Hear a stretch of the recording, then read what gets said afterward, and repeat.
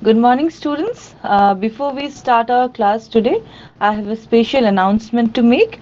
On 7th of October, that is tomorrow, you will have a special session, okay, that is called First Aid in Emergencies in association with the International Red Cross Society.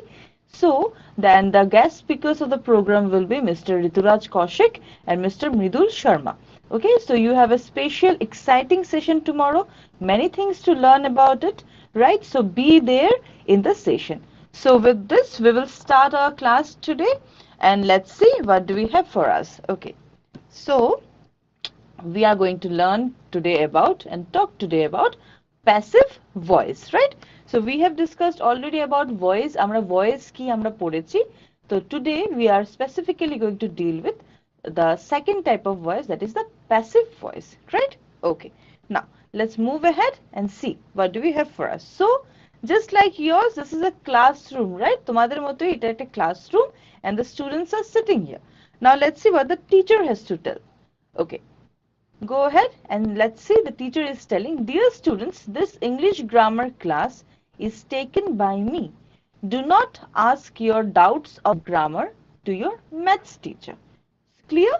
Look at the sentence again, look at the structure again. Dear students, this English grammar class is taken by me. Okay? Don't ask your doubts of grammar to your maths teacher. Clear? Okay, of course, if you have doubts of English, then you will ask the English teacher only, not the maths or science teacher. Okay, next, but focus, as I told you, focus on the structure. This English grammar class is taken by me. Okay, now what happens next? See, why is ma'am talking like that? What does she mean? So one of the student is thinking that why is ma'am talking like that? Ma'am কেন এরকম কথা বলছে? What does she mean? Ma'am কি বোঝাতে চাইছে? Okay, why is ma'am talking like that? To this, the ma'am says, I am being asked by your maths teacher. Again, note the structure of the sentence. Sentence structure টাকে খুব ভালো করে দেখো. I am being asked by your maths teacher. The teacher could already have said that your maths teacher asked me, but no, she is telling it in a way, I am being asked by your maths teacher. Okay, telling it in a roundabout manner. Okay, now the girl says she is using different kind of sentence structure. Now it strikes upon her mind. এখন ওর মাথায় জিনিসটা আসলো যে ma'am একটা different sentence structure এ আজকে কথা বলছে, right? Okay, now she says, sorry ma'am, it won't be repeated again. Okay, fine. Now Rani also knows to talk like that. She is thinking, okay, ma'am, Rani can also talk like ma'am in that particular sentence structure. Right, okay. Now we'll come to the sentence structure. Now before that, let's take up the first question. Find the subject in the following sentence. Pablo Picasso created Guernica. Okay, so in the sentence which is given to you, you have to find the subject, which is the subject of the sentence. Clear? বুঝেছো কোশ্চেনটা কি? কোশ্চেনটা হচ্ছে একটা sentence তোমার সামনে দেওয়া আছে, পাবলো পিকাসো ক্রিয়েটেড গুয়ের্নিকা। এই সেন্টেন্সের মধ্যে সাবজেক্ট কোনটা? ওকে, এই সাবজেক্ট কোনটা? Option A Guernica, option B Pablo, option C created, or option D Pablo Picasso. Clear? So you got the question right? Okay, so your time starts now. Give me your responses. Okay, so your time starts and now give me your responses. Who do you think or identify the subject in the sentence? Right? Okay, go ahead and tell me.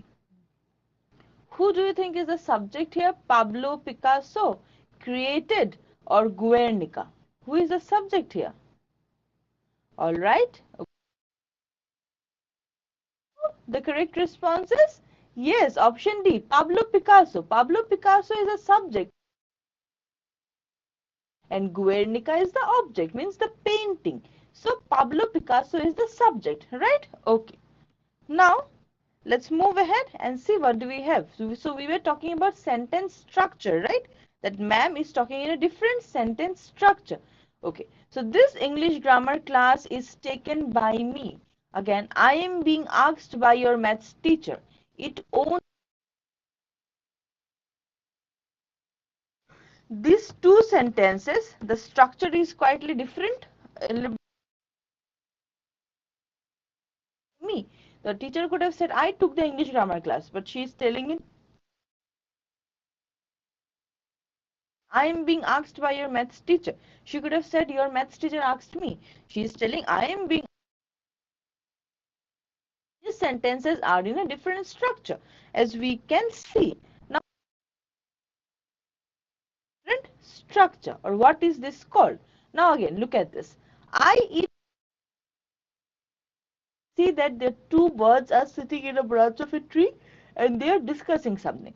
So one of the birds says, I eat two worms for breakfast. I mean, breakfast is, duto worms khai. I does the other have to say? The other says, two worms are eaten by me for breakfast. Okay, you see the meaning is same. Duto sentence and meaning is the same. The meaning of the two sentences are same. Different. For example, look at it again. What does the bird say? The first bird, two worms for breakfast. Okay, so same meaning, I eat two worms for breakfast, and the other bird says by me for breakfast. So the meaning is same, just the structure of the one another. Why? Now, why or what are they called? Okay, again we can see structure, right? So this question is coming in our mind, that the meaning is same, but why is the structure different? Meaning the same but structure different. Can now what is it then? It is voice or voice change. Okay, the change of voice of the voice change, যেটাকে আমরা বলি, সেটা কেন হচ্ছে? সেটা, and what are the two types of voice? The two types of voice are active voice. Sentence where we see the bird, you remember? Look at this bird.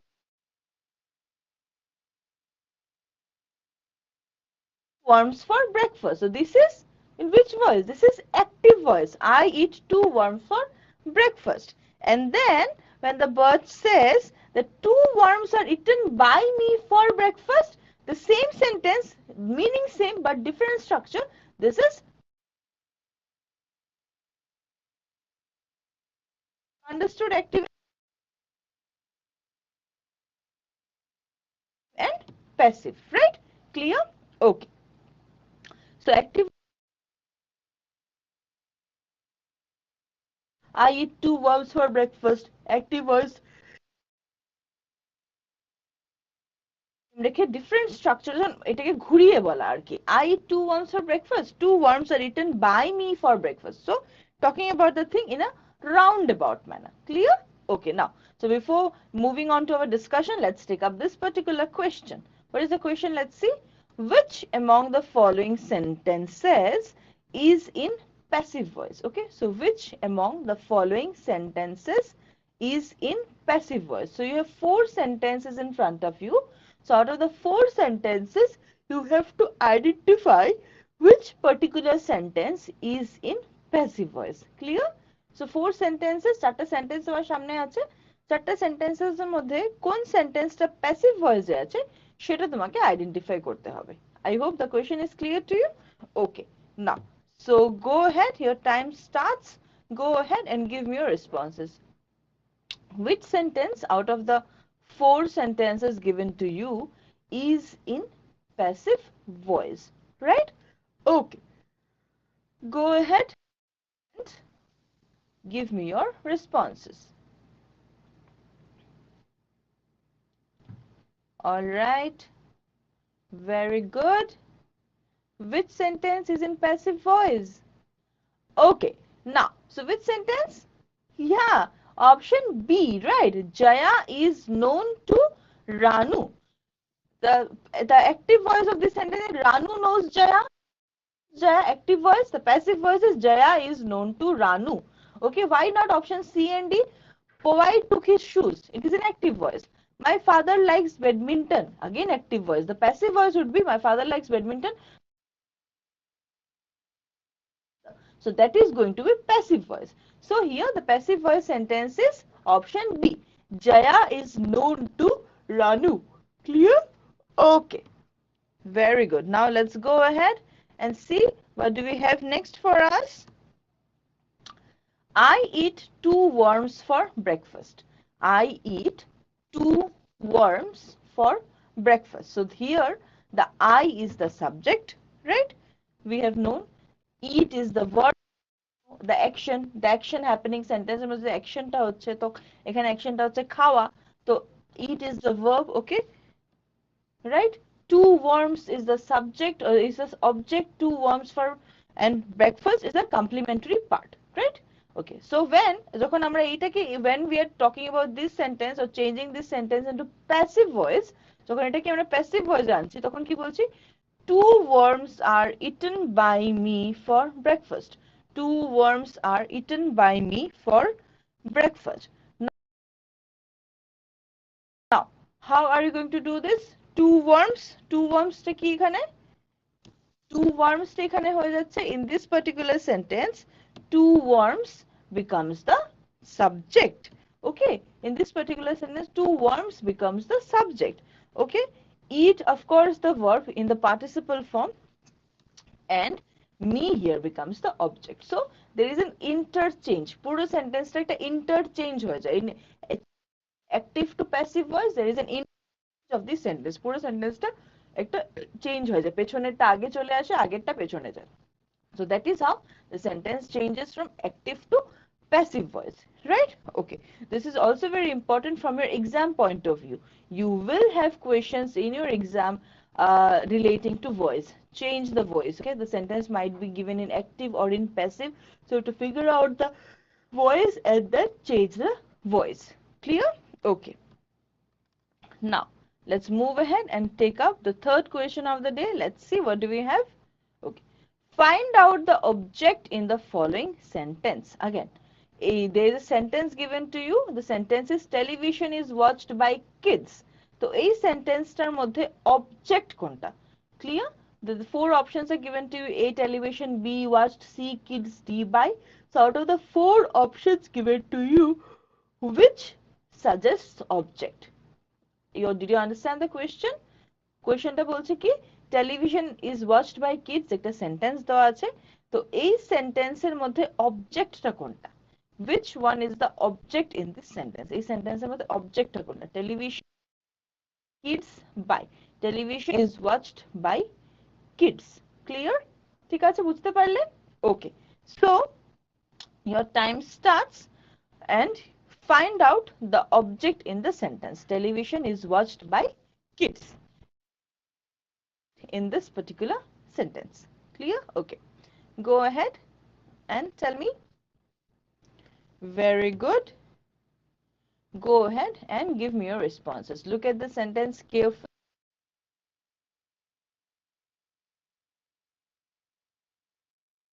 and remembering that, give me your responses.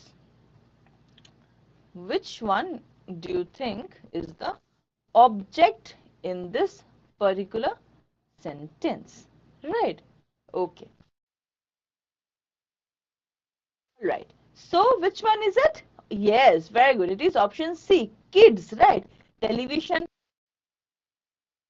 is the verb, okay, verb happening, the action happening, and kids is the object. So option D, kids, is the correct answer, right? Okay. Now let's move forward and see what do we have next. So change of pronouns in active to passive. So just like narration, when we change from, just like in narration, direct, so a lot of pronouns change. Similar is the case with active to passive voice. When we change, for example, I changes to me, okay, we, us, you remains you, he, him, she, her, it remains it, they, them. This is very important. This is very important for solving exercises on voice change. Okay, look at it once again carefully and remember how this pronouns change from active to passive voice, right? Okay, Go ahead, as let's see what do we have next. So active to passive in present indefinite tense. So when the sentence is in present indefinite tense and we have to change it from active to passive, what are the rules, right? Let's see. So this is the sentence structure. Structure for active voice, the first one, and this is for the passive voice, the second one. This is the sentence structure. So passive, active voice is simple, subject, verb, object, right? But what about passive? Passive is subject plus be verb plus be form of the main verb, the participle form, plus by or to depending on the sentence, and then the object. Okay, so now let's look at this. The earth revolves around the sun. This is an active voice, present indefinite tense. The earth revolves around the sun. You change it into passive. The earth revolves around the sun. What will be the passive? The sun is revolved around by the earth. Okay, the sun is revolved around by the earth. Clear? So this is the okay. Come again. Next. I like tea. Again, present indefinite tense. I like tea. It is in, yes, it is in active voice. So make it passive. I like tea. Yes, tea is liked by me, right? Okay, so we'll come to this. Now before that, let's take up this question. Find out the V3 form of read, okay, from the following, okay? So the participle, the V3 form of the word read from the following. Clear? In front of you, read, readed, readden, read. So which option do you think is the correct option? Means which one is the V3 form of the verb read? Clear to you? Okay. So your time starts now. Give me your go ahead and give me your responses with regard to this particular question. Right? Okay. So which one out of the four options given to you is the correct V3 form of the verb read? Right, okay. All right. Very good.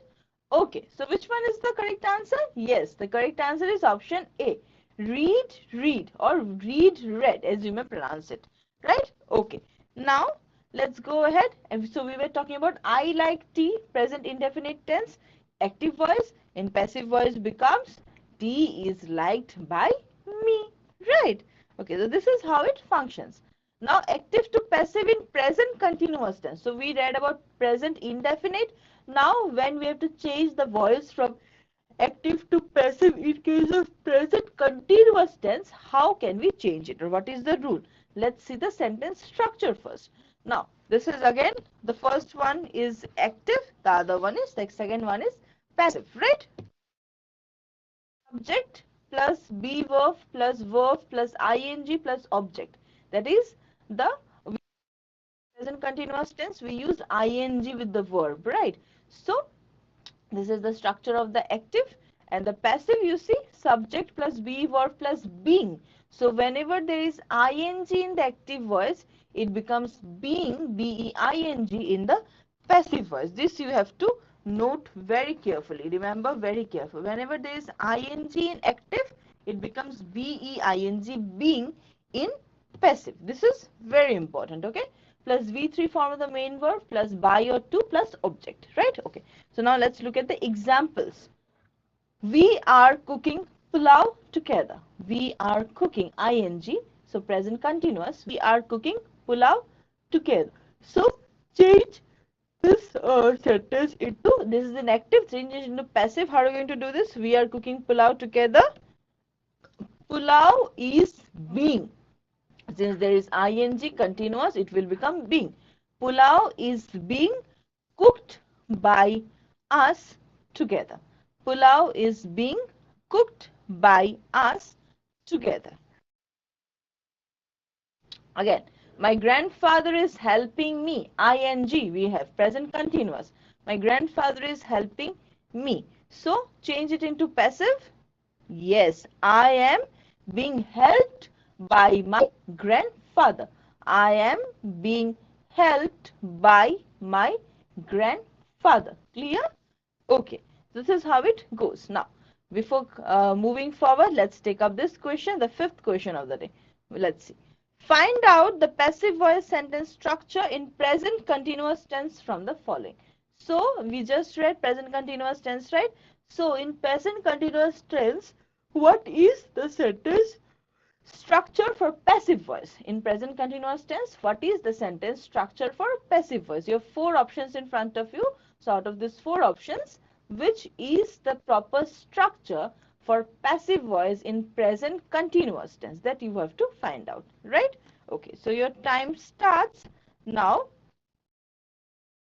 Look at all the options carefully, think about the structure, and then give me your responses.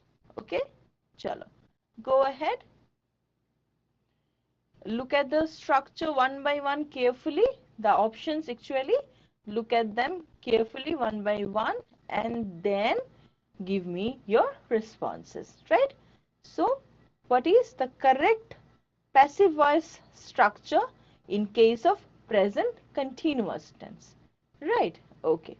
So, go ahead and tell me. All right. Okay, so yes, the correct option is option C, right?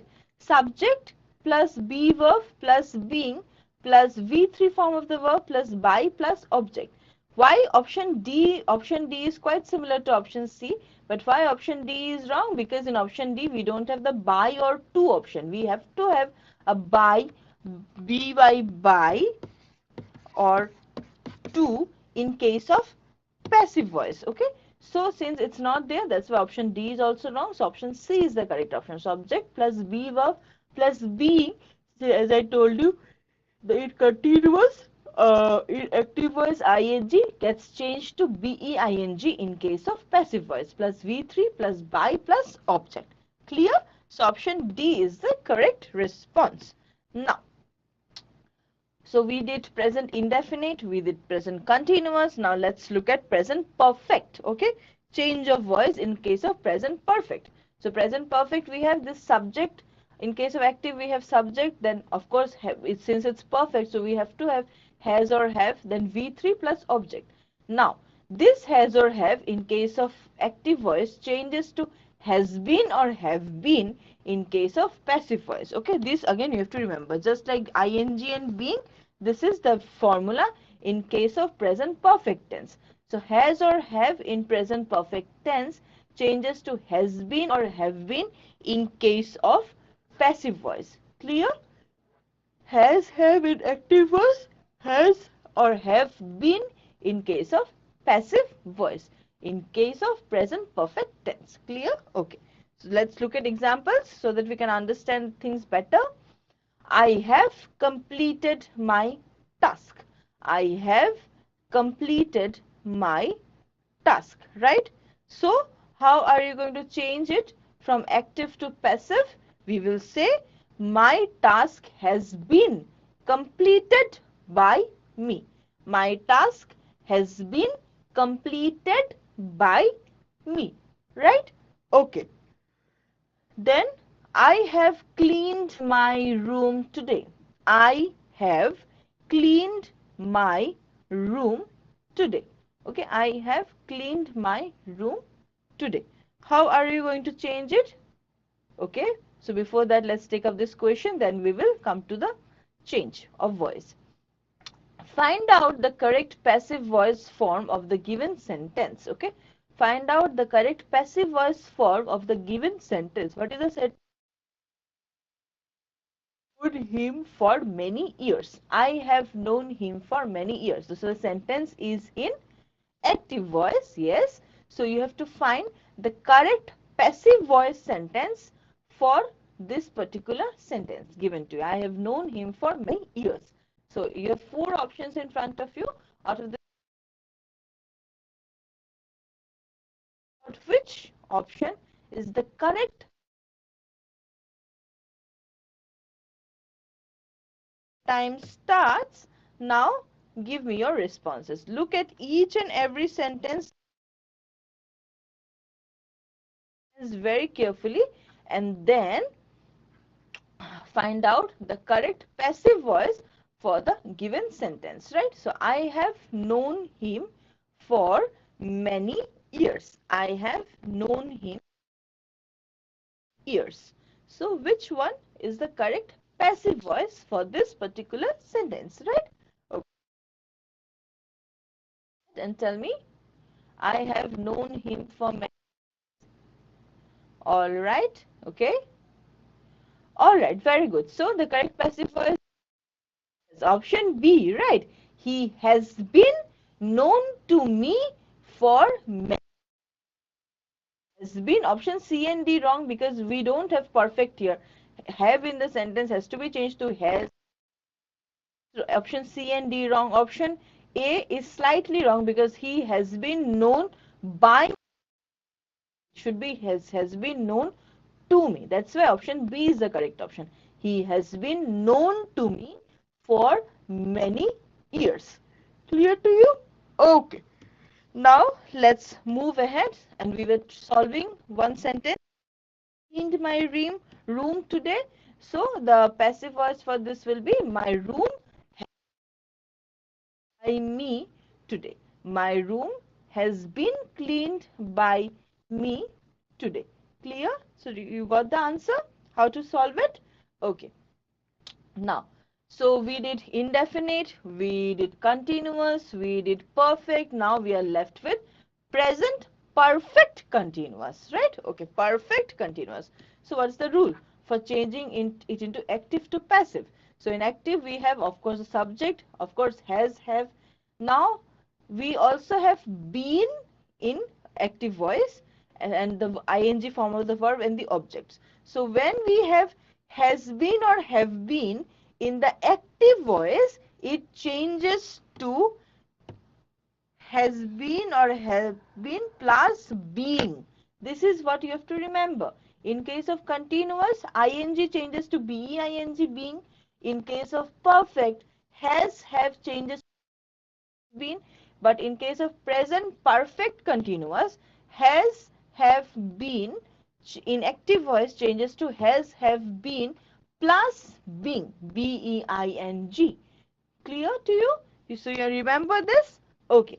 Now, let's look at examples, then things will be clearer. So, my sir has been managing all the files for the last 3 years. So, has been managing. So, has been managing. Okay, ing. My sir has been managing all the files for the last 3 years. Clear? This is in active voice.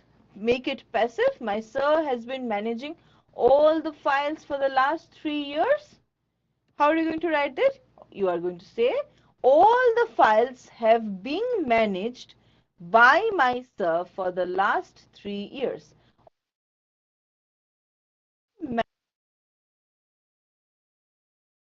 So, have been being. All the files have been being managed by my sir for last 3 years. Clear? So this is how we do solve it, right? Present perfect continuous, changing from active to passive. Again, I have been taking care of my mother's plants for last 1 week. I have been taking care of my mother's plants for last 1 week. Active, change into passive. My mother's plants have been being taken care of by me for last 1 week. Okay, my mother's plants have been being taken care of by me for last 1 week. So remember the sentence structure. You will never get voice wrong. Clear? Okay. So now let's take a quick look and let's summarize. So while changing from active to passive, the meaning must stay same. So this is very important. When you are changing from active to passive in whatever tense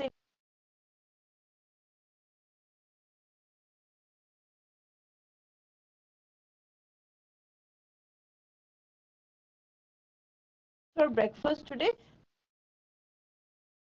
Breakfast today. So the sentence structure is different, the meaning is same. Meaning টা কিন্তু same থাকতে লাগবে, meaning তুমি change করতে পারবে না, very important. Okay, now while changing from active to passive, the verb is past participle V3 form. ঠিক আছে, past participle form এ verb টা থাকে। While changing from active to passive, the subject becomes object. So I told you, in changing from active to passive, there is a complete interchange of the sentence.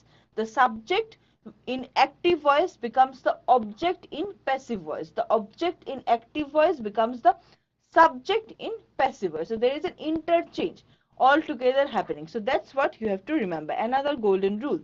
Now, while changing from active to passive, the object becomes subject. I told you. So in active, the one which is the subject in active becomes the object in passive. The one which is the object in active voice becomes the subject in case of passive voice. Clear?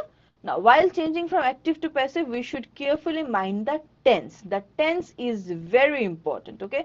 So if we have ing, it means continuous tense in active voice, it becomes being, being in passive voice, right? So if we have has or have in active voice, it becomes has been or have been in passive voice. If we have has been or have been plus ing in active voice, it becomes has been being or have been being in case of passive voice. Present perfect continuous, right? Okay, so this is all about voice today. So now we have in front of us our value based question for the day. Okay, so here we have a situation, and I will explain to you this, what is the situation, and then you are going to tell me how are you going to deal with this situation in case you are in this situation, right? Okay, so what's the situation? Let's see. Your friend got less marks in exam, but he is scared of his parents and lied to them saying he has secured good marks. Okay, so understand the situation. Your friend got poor marks in the exam. তোমার বন্ধু এক্সামে খুব খারাপ marks পেয়েছে, but he is scared of his parents. But ওর মা বাবাকে খুব ভয় পায়, since he is afraid of his parents, he lied to them. সে তাদেরকে মিথ্যা কথা বলে, মা বাবাকে ভয় পেয়ে সে তাদেরকে মিথ্যা কথা বলে, কি বলে, যে না সে ভালো মার্কস পেয়েছে। He tells his parents, he is afraid of his parents, terrified of his parents, and he tells them, his parents, that no, he has actually secured good marks. Okay, so you as a person, you as a friend is observing all these things happening. Okay, that your friend got less marks, but he is telling his parents that he has got good marks. So how are you going to deal with this situation, or what do you think should be your approach to this particular situation? বুঝতে পেরেছো? তো তুমি as a friend তুমি দেখতে পাচ্ছ যে তোমার বন্ধু মিথ্যে কথা বলছে, কম মার্ক পেয়ে মা বাবাকে বলছে যে ভালো মার্ক পেয়েছি। তো তুমি তোমার বন্ধুকে তুমি থার্ড পার্সন হিসেবে তুমি দেখছো। তো এসব যখন তুমি দেখছো, তো তোমার কি মনে হয় তোমার এই সিচুয়েশনে কি করা উচিত? What should be your approach to this situation? How are you going to deal with this situation? তোমার এরকম একটা সিচুয়েশনে কি করা উচিত, right? So you have three options in front of you. First one is encourage your friend to continue telling lies to his parents. তোমার বন্ধুকে তুমি আরো উৎসাহিত করবে যে হ্যাঁ ঠিক আছে, তুই মিথ্যা কথা যেরকম বলছিস সেরকমই চালিয়ে যা। ওকে, or option B, spread rumor in the school that your friend lies to his parents. So what you will do is you will defame your friend in the school, spread rumor in the school that your friend lies to his parents. Okay, so everybody will unfriend him, he will feel upset. So this is option B. Option B তে বলছে কি তুমি তোমার বন্ধুর নামে বাজে কথা গুজব ছড়িয়ে দেবে স্কুলে, যে তোমার বন্ধু মা বাবাকে মিথ্যে কথা বলে। তাতে কি হবে? তোমার বন্ধুর মন খারাপ হবে, তার সম্মান নষ্ট হবে, তাকে সবাই দিয়ে হাসাহাসি করবে, তাই তো? তো তুমি এটা করবে, নাকি option C, make your friend realize that lying is a bad habit and he should have the courage to accept the truth in front of his parents? নাকি তুমি অপশন সি তে যাবে? অপশন সি তে কি বলছে?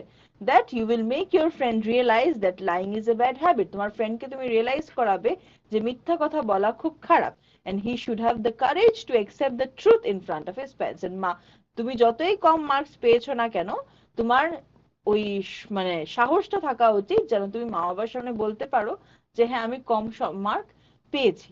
Great. So these are the three options in front of you. I have explained the options to you, explained the situation to you. So now your time starts. You tell me how are you going to deal with this, and then I will tell you what I think should be the correct approach. Right? Okay. So go ahead and tell me. Tell me, what do you think should be the proper approach to this situation? Right? Okay. Now, go ahead and tell me, let me know your responses. Okay, fine. So I think option C is the proper way of responding or dealing with this situation. Okay, what are you going to do? You are going to tell your friend, make him understand that telling lies is a very bad habit. Okay, and whatever marks he got, he should have the honesty and the courage to accept the truth in front of his parents. Only then maybe he will be able to get rid of that guilt and will be able to perform very well in the next exam. Okay, so তুমি কি করবে? আমার মনে হয় option C টা correct option, because option C তে আমার মনে হয় তুমি কি করতে পারো, তোমার বন্ধুকে তুমি বুঝাতে পারো যে মিথ্যে কথা বলাটা খুব খারাপ। আর একবার যদি মিথ্যে কথা বলা, একটা থেকে দুটো, দুটো থেকে তিনটা, সেই মিথ্যে কথাটা কন্টিনিউ করতে থাকবে। তো মিথ্যে কথা বলাটা খুব খারাপ, সেটা তোমার বন্ধুকে তুমি রিয়েলাইজ করাতে পারো। আর বলতে পারো যে তোমার বন্ধুর সেই সাহসটা, সেই সততাটা থাকা উচিত যে সে যেন তার ভুলটা মা বাবার কাছে অ্যাকসেপ্ট করতে পারে, সত্যি কথাটা বলতে পারে। যদি সে সত্যি কথাটা বলে ফেলে, তাহলে হয়তো সে সামনের বার এক্সামে সত্যি ভালো মার্কস আনতে পারবে, কারণ তখন তার মনে সেই গিল্টটা থাকবে না যে মা বাবাকে মিথ্যে কথা বলেছি। তখন সে পরিষ্কার মনে এক্সাম দিয়ে নিশ্চয়ই আরো ভালো স্কোর করতে পারবে। Clear? So with this we have almost come to the fag end of our class today and to the last segment, that is the feedback part, right? So your time is on. Kindly give me your responses. Through this feedback question, you can let me know your opinion about the class today. Did you understand the class? Did you find it satisfactory, or you were happy about the class? Anything you wish to tell me, you can let that come to me through this feedback question, right? Okay. Now, so I understand your responses. So we conclude here today. Before concluding, I wish to remind you again about tomorrow's special session, okay, with the Red Cross Society, which will be dealing with in first aid in emergencies. Please be there and attend the session. All right. So thank you so much. We call it a day here. We will meet again very soon in our next class. Till then, keep reading and keep learning. Thank you.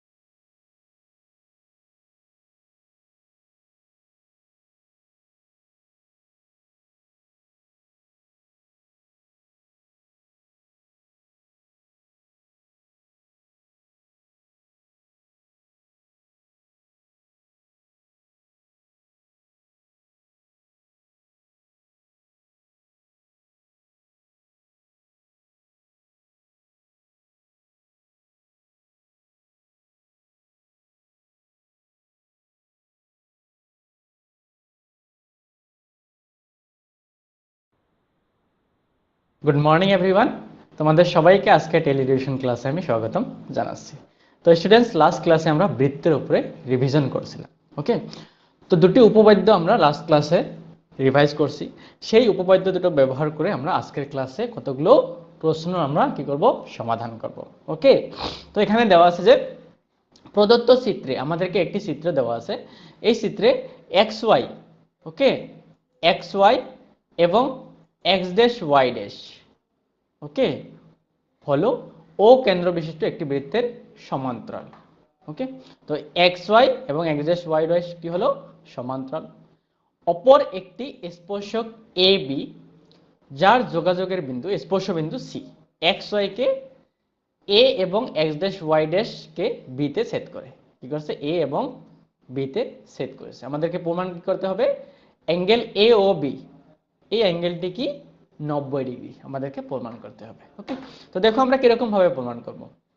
আমরা যদি এই ত্রিভুজটি ধরে নেই এ O B, এই ত্রিভুজটা যদি আমরা নিয়ে নেই, এই ত্রিভুজের এই কোণটি আমাদেরকে 90 ডিগ্রি বার করতে হবে, লম্ব। ওকে, এখন যদি আমরা এই এই কোণটি, এ কোণটি এবং বি কোণটি, ওকে, এই দুটি কোণ বার করি আমরা, বার করার পর এই দুটি কোণের যোগফল সমষ্টি যদি কি হয় 90 ডিগ্রি হয়, তখন আমরা বলতে পারবো যে এই কোণটি কত হবে, 90 ডিগ্রি হবে। জানি যে আমরা ত্রিভুজের তিনটি কোণের সমষ্টি কত হয়, 180 ডিগ্রি। তো এই দুটি কোণের যোগফল যদি 90 ডিগ্রি হয়, এই কোণটি কত হবে, 90 ডিগ্রি হবে। তো এখন আমাদেরকে এই দুটি কোণ বার করতে হবে। ওকে, তো এখন দেখো এখান থেকে আমরা কি বলতে পারবো, এখান থেকে আমরা বলতে পারি যে X AC, angle X AC কে এ ওই কি করেছে, দ্বিখণ্ডিত করেছে, দুটি সমান ভাগে ভাগ করেছে। আমরা অলরেডি শিখেছি, যখন আমরা বৃত্তের বাইরে যে কোনো একটা বিন্দু নেই, ওকে, এই বিন্দুটি ধরে নিয়েছি, এর থেকে এই স্পর্শক স্পর্শক দুটির দৈর্ঘ্য কি হবে, সমান হবে। আর এই ও এ কি করবে, এই এক্স এ সি অ্যাঙ্গেলকে, কোণকে কি করেছে, দ্বিখণ্ডিত করেছে। এই কোণটি, এই কোণটিকে দ্বিখণ্ডিত করেছে। ওকে, দ্বিখণ্ডিত মানে হলো ভেরি গুড, দুটি সমান ভাগে ভাগ করা। এখন দেখতে পাচ্ছ এই দুটি কোণ, এই কোণটি এবং এই কোণটি, এই দুটি কোণ কি হয়েছে, এখানে সমান হয়েছে। ওকে, যখনই এই দুটি কোণ সমান হবে, তখন আমরা কি বলতে পারি যে angle O A C, O A C এই কোণটি, অ্যাঙ্গেল ও এ সি কি হবে, half of angle X A C. এই অ্যাঙ্গেল এক্স এ সির এই পুরো কোণটার কি হবে, আধা হয়ে যাবে। এই ও এ সি কোণটি এই পুরো কোণটার আধা হয়ে যাবে। তো আমরা লিখতে পারি যে angle O A C is equals to half of angle X A C. এটাকে আমরা সমীকরণ 1 রেখে দিলাম। ওকে, সিমিলারলি তোমরা দেখতে পাচ্ছ এখানে এই ও বি, ও বি এ কি করছে, এই এক্স ড্যাশ বি সি এই কোণটিকে দ্বিখণ্ডিত করেছে। ওকে, ও B A x dash B C, বা আমরা লিখতে পারি সি বি এক্স ড্যাশ কে দ্বিখণ্ডিত করে। দ্বিখণ্ডিত করা মানে হলো যে এই পুরো কোণটিকে দুটি সমান ভাগে ভাগ করা। ওকে, আর দুটি সমান ভাগে ভাগ করা মানে হলো যে এই দুটি কোণ, এই কোণটি আর এই কোণটি তোমরা দেখতে পাচ্ছ, এই দুটি কোণ কি হবে বলো তো, ভেরি গুড, এই দুটি কোণ কি হবে, সমান হবে। আর যখনই এই দুটি কোণ সমান হবে, তখন আমরা কি বলতে পারি যে অ্যাঙ্গেল ও বি সি, ও বি এবং সি, ওকে, এই কোণটি এই পুরো কোণটির কি হবে, আধা হয়ে যাবে। তো angle O B C is equals to half of angle C B X dash. Okay, এটিকে আমরা সমীকরণ 2 রাখলাম। ওকে, এখন দেখো এখানে এই এক্স ওয়াই এবং এক্স ড্যাশ ওয়াই ড্যাশ কি হয়, দুটি সমান্তরাল হয়, এবং এ বি এখানে আমরা কি বলতে পারি, ট্রান্সভার্সাল। ওকে, তো এখন আমরা কি লিখতে পারি যে এখানে এক্স ওয়াই এবং এক্স ড্যাশ ওয়াই ড্যাশ হলো সমান্তরাল রেখা এবং এ বি হলো ছেদক। ওকে, এখন বলো তো এই কোণটি আর এই কোণটি কি হবে, সাপ্লিমেন্টারি অ্যাঙ্গেল হবে। ওকে, তার মানে এই কোণটি এবং এই কোণটির যোগফল কি কত হবে, ভেরি গুড, 180 ডিগ্রি হবে। কেন, কারণ এই দুটি কোণ হলো সমান্তরাল রেখার মধ্যে অনুরূপ কোণ। ওকে, তো আমরা লিখতে পারি যে X A C, angle X A C plus angle C B X dash is equals to 180 degree, কারণ ছেদকের একই দিকের অভ্যন্তরীণ কোণের সমষ্টি। ওকে, ছেদকের একই দিকের অভ্যন্তরীণ কোণের ইন্টেরিয়র অ্যাঙ্গেল বলতে পারি। ওকে, তো তা আমরা জানি যে কত হবে, 180 ডিগ্রি হবে। ওকে, এখন আমরা লিখতে পারি যে angle XAC plus angle CBX dash is equals to 180 degree. এটাকে আমরা যদি কি করি 2 দিয়ে ডিভাইড করে দেই, ওকে, এটাকেও 2 দিয়ে ডিভাইড করব, এটাকেও 2 দিয়ে ডিভাইড করে দেই, আমরা জানি ডিভাইড করতে পারি দো সাইডে, ওকে। এখন দেখো কি হবে, angle XAC divided by 2, angle XAC divide by 2 কে আমরা লিখতে পারি angle OAC plus angle CBX dash divide by 2 কে লিখতে পারি OBC ইজ ইকুয়ালস টু কি হবে 90 ডিগ্রি হবে, ওকে। এখন দেখো যে angle OAC plus angle OBC কে আমরা কি লিখতে পারি, অ্যাঙ্গেল OAC কে লিখতে পারি angle OAB, angle OAB plus angle OBC কে কি লিখতে পারি, অ্যাঙ্গেল OBC কে লিখতে পারি angle OBA, angle OBA is equals two হয়ে যাবে 90 ডিগ্রি, ওকে। তো যখনই এই দুটি কোণের সমষ্টি কত হবে 90 ডিগ্রি হবে, তখন আমরা বলতে পারি যে এই কোণটি কি হবে 90 ডিগ্রি হবে। তার মানে অ্যাঙ্গেল AOB কত হবে, অ্যাঙ্গেল AOB হবে 90 ডিগ্রি। এরকম ভাবে আমরা অ্যাঙ্গেল AOB 90 ডিগ্রি আমরা বার করতে পারবো, বুঝতে পেরেছো? Very good. এখন দেখো আমাদেরকে একটি প্রশ্ন দেওয়া আছে, যদি স্পর্শক PA এবং PB একটি বিন্দু P থেকে O কেন্দ্র বিশিষ্ট একটি বৃত্তে 80 ডিগ্রি কোণে একে অপরের দিকে ঝুঁকে থাকে, তাহলে অ্যাঙ্গেল POA হলো, ওকে। এখানে দেওয়া আছে PA এবং PB একটি বিন্দু P থেকে O কেন্দ্র বিশিষ্ট একটি বৃত্তে 80 ডিগ্রি কোণে একে অপরের দিকে ঝুঁকে থাকে, তাহলে অ্যাঙ্গেল POA মান কত? আমরা এই প্রশ্নটির উত্তর অল্প পরে বার করব, ওকে। তো এখন আমাদেরকে দেওয়া আছে যে প্রমাণ করো যে সামান্তরিকের বৃত্তের বেষ্টন একটি রম্বাস, ওকে। আমাদেরকে প্রমাণ করতে হবে যে সামান্তরিকের বৃত্তের পরিবেষ্টন একটি কি হয় রম্বাস হয়, ওকে। আমরা একটি বৃত্ত নিয়েছি, বৃত্তর কেন্দ্র নিয়েছি O, ওকে। এখন আমাদেরকে একটি কি করতে হবে সামান্তরিক পরিবেষ্টন করতে হবে এই বৃত্তের উপরে। পরিবেষ্টন মানে এরকম ভাবে আমাদেরকে একটি সামান্তরিক আঁকতে হবে। দেখো এখানে এই সামান্তরিকটি এই বৃত্তটিকে কি করেছে পরিবেষ্টন করেছে, ওকে। এটাকে বলা হয় যে এই সামান্তরিকটি এই বৃত্তটিকে কি করেছে পরিবেষ্টন করেছে। আমরা অলরেডি শিখেছি কিরকম ভাবে পরিবেষ্টন করা হয়, ওকে। তো এখন আমাদেরকে কি প্রমাণ করতে হবে, এখানে আমাদেরকে প্রমাণ করতে হবে যে এই ABCD যেটা সামান্তরিক নিয়েছি, এই ABCD সামান্তরিকটি একটি কি হয়ে যাবে একটি রম্বাস হতে হবে। রম্বাস মানে তোমরা অলরেডি জানো, রম্বাস মানে কি হয়, ভেরি গুড। রম্বাস মানে হলো যে এই AB BC এবং CD এবং DA সব কি হতে হবে সমান হতে হবে। আমরা জানি যে রম্বাসের এই বাহুগুলোর অ্যাডজেসেন্ট বাহুগুলোর AB is equals to BC হতে হবে এবং CD is equals to DA, সবগুলো বাহু কি হতে হবে সমান হতে হবে। আর আমরা জানি যে সামান্তরিকের বিপরীত বাহুগুলো, সামান্তরিকের বিপরীত বাহুগুলো কি হয় সমান হয়, ওকে। তো AB ইজ ইকুয়ালস টু আমরা লিখতে পারি এরকম ভাবে, ওকে। এখন দেখো যে এখানে যদি বলা হয় তোমাদেরকে যে কি AB is equals to BC হবে, এখানে আমরা সেটা বার করব যে AB is equals to BC হয় কিনা, ওকে। তো এখন দেখো আমরা জানি যে সামান্তরিকের বিপরীত বাহুগুলো সমান হয়, আর আমরা অলরেডি প্রুভ করেছি একটা চতুর্ভুজ যদি একটি বৃত্তকে পরিবেষ্টন করে তখন বিপরীত বাহুর যেমন AB plus CD is equals two কি হবে AD প্লাস BC, ওকে। এখন এখানে AB is equals two CD হবে, কেন হবে, কারণ AB এবং CD হলো সামান্তরিকের বিপরীত বাহু, ওকে। তারপর BC is equals two AD হবে বা AD is equals to BC হবে, কারণ AD সামান্তরিকের AD এবং BC সামান্তরিকের বিপরীত বাহু, ওকে। আর আমরা জানি যে সামান্তরিকের বিপরীত বাহুগুলো সমান হয়, ওকে।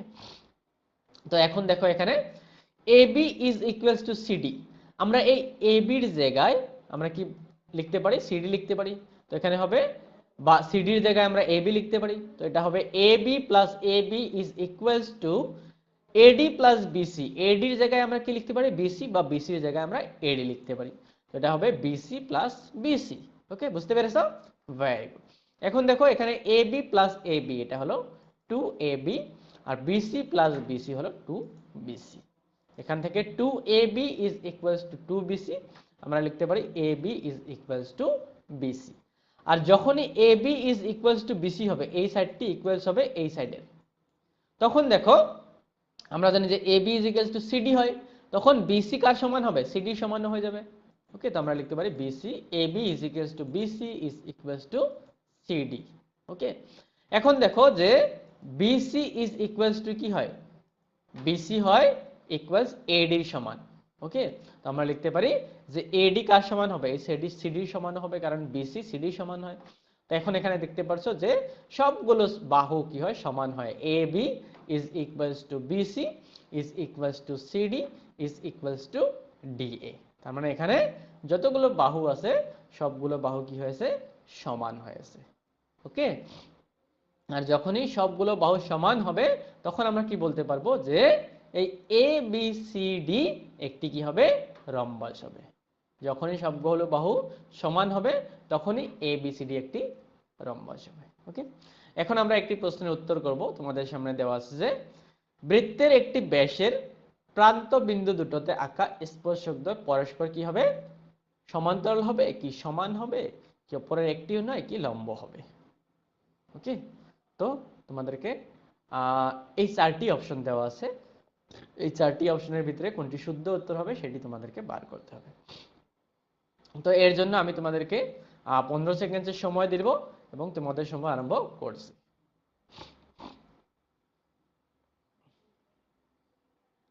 এখানে বলা হয়েছে যে বৃত্তের একটি ব্যাসের প্রান্তবিন্দু দুটোতে আঁকা স্পর্শকদ্বয় পরস্পর কি হবে? Very good. যখন আমরা একটি বৃত্ত আঁকবো আর বৃত্তের একটি ব্যাস আঁকবো, ব্যাসের প্রান্ত বিন্দু দুটোতে আঁকা স্পর্শকদ্বয় পরস্পর কি হবে? সমান্তরাল হবে। এটা তোমরা মনে রাখবে। অপশন এ আমাদের শুদ্ধ উত্তর হবে, যে বৃত্তের একটি ব্যাসের যখন আমরা সমান্তরাল ব্যাসে যখন আমরা স্পর্শক আঁকবো তখন কি হবে? সে সমান্তরাল হবে। বুঝতে পেরেছো? Very good. ওকে, তো এটা তোমরা মনে রাখবে যে আমরা কিরকম ভাবে ABCD কে আমরা কি করলাম? রম্বস প্রুভ করলাম। ওকে, এখন আমাদেরকে দেওয়া আছে যে একটি ত্রিভুজ ABC একটি ত্রিভুজ দেওয়া আছে যেটার ব্যাসার্ধ 4 সেন্টিমিটার। ব্যাসার্ধের একটি বৃত্তকে বেষ্টন করার জন্য আঁকা হয়। এই বৃত্ত একটি আঁকছি আমরা, বৃত্তকে এই O কেন্দ্রযুক্ত বৃত্তকে ABC, ওকে, একটি ত্রিভুজ বেষ্টন করে আছে। আর এই বৃত্তের ব্যাসার্ধ দেওয়া আছে কত? 4 সেন্টিমিটার। তারপর বলা হচ্ছে যে BD এবং CD বা DC এ অংশে BC স্পর্শ বিন্দুর দ্বারা বিভক্ত হয়, তাদের দৈর্ঘ্য যথাক্রমে 8 সেন্টিমিটার এবং 6 সেন্টিমিটার। এই BD এবং CD কখন পাবো? এই BC স্পর্শ বিন্দুর দ্বারা বিভক্ত হয়। এই BC স্পর্শ বিন্দু এটার দ্বারা যখন বিভক্ত হবে এটাকে আমরা D নাম দেব। ওকে, তো এখন দেখো BD এবং DC, BD এর দৈর্ঘ্য কত দেওয়া আছে? 8 সেন্টিমিটার এবং DC দেওয়া আছে 6 সেন্টিমিটার। ওকে, তো BD হলো 8 সেন্টিমিটার, CD হলো 6 সেন্টিমিটার।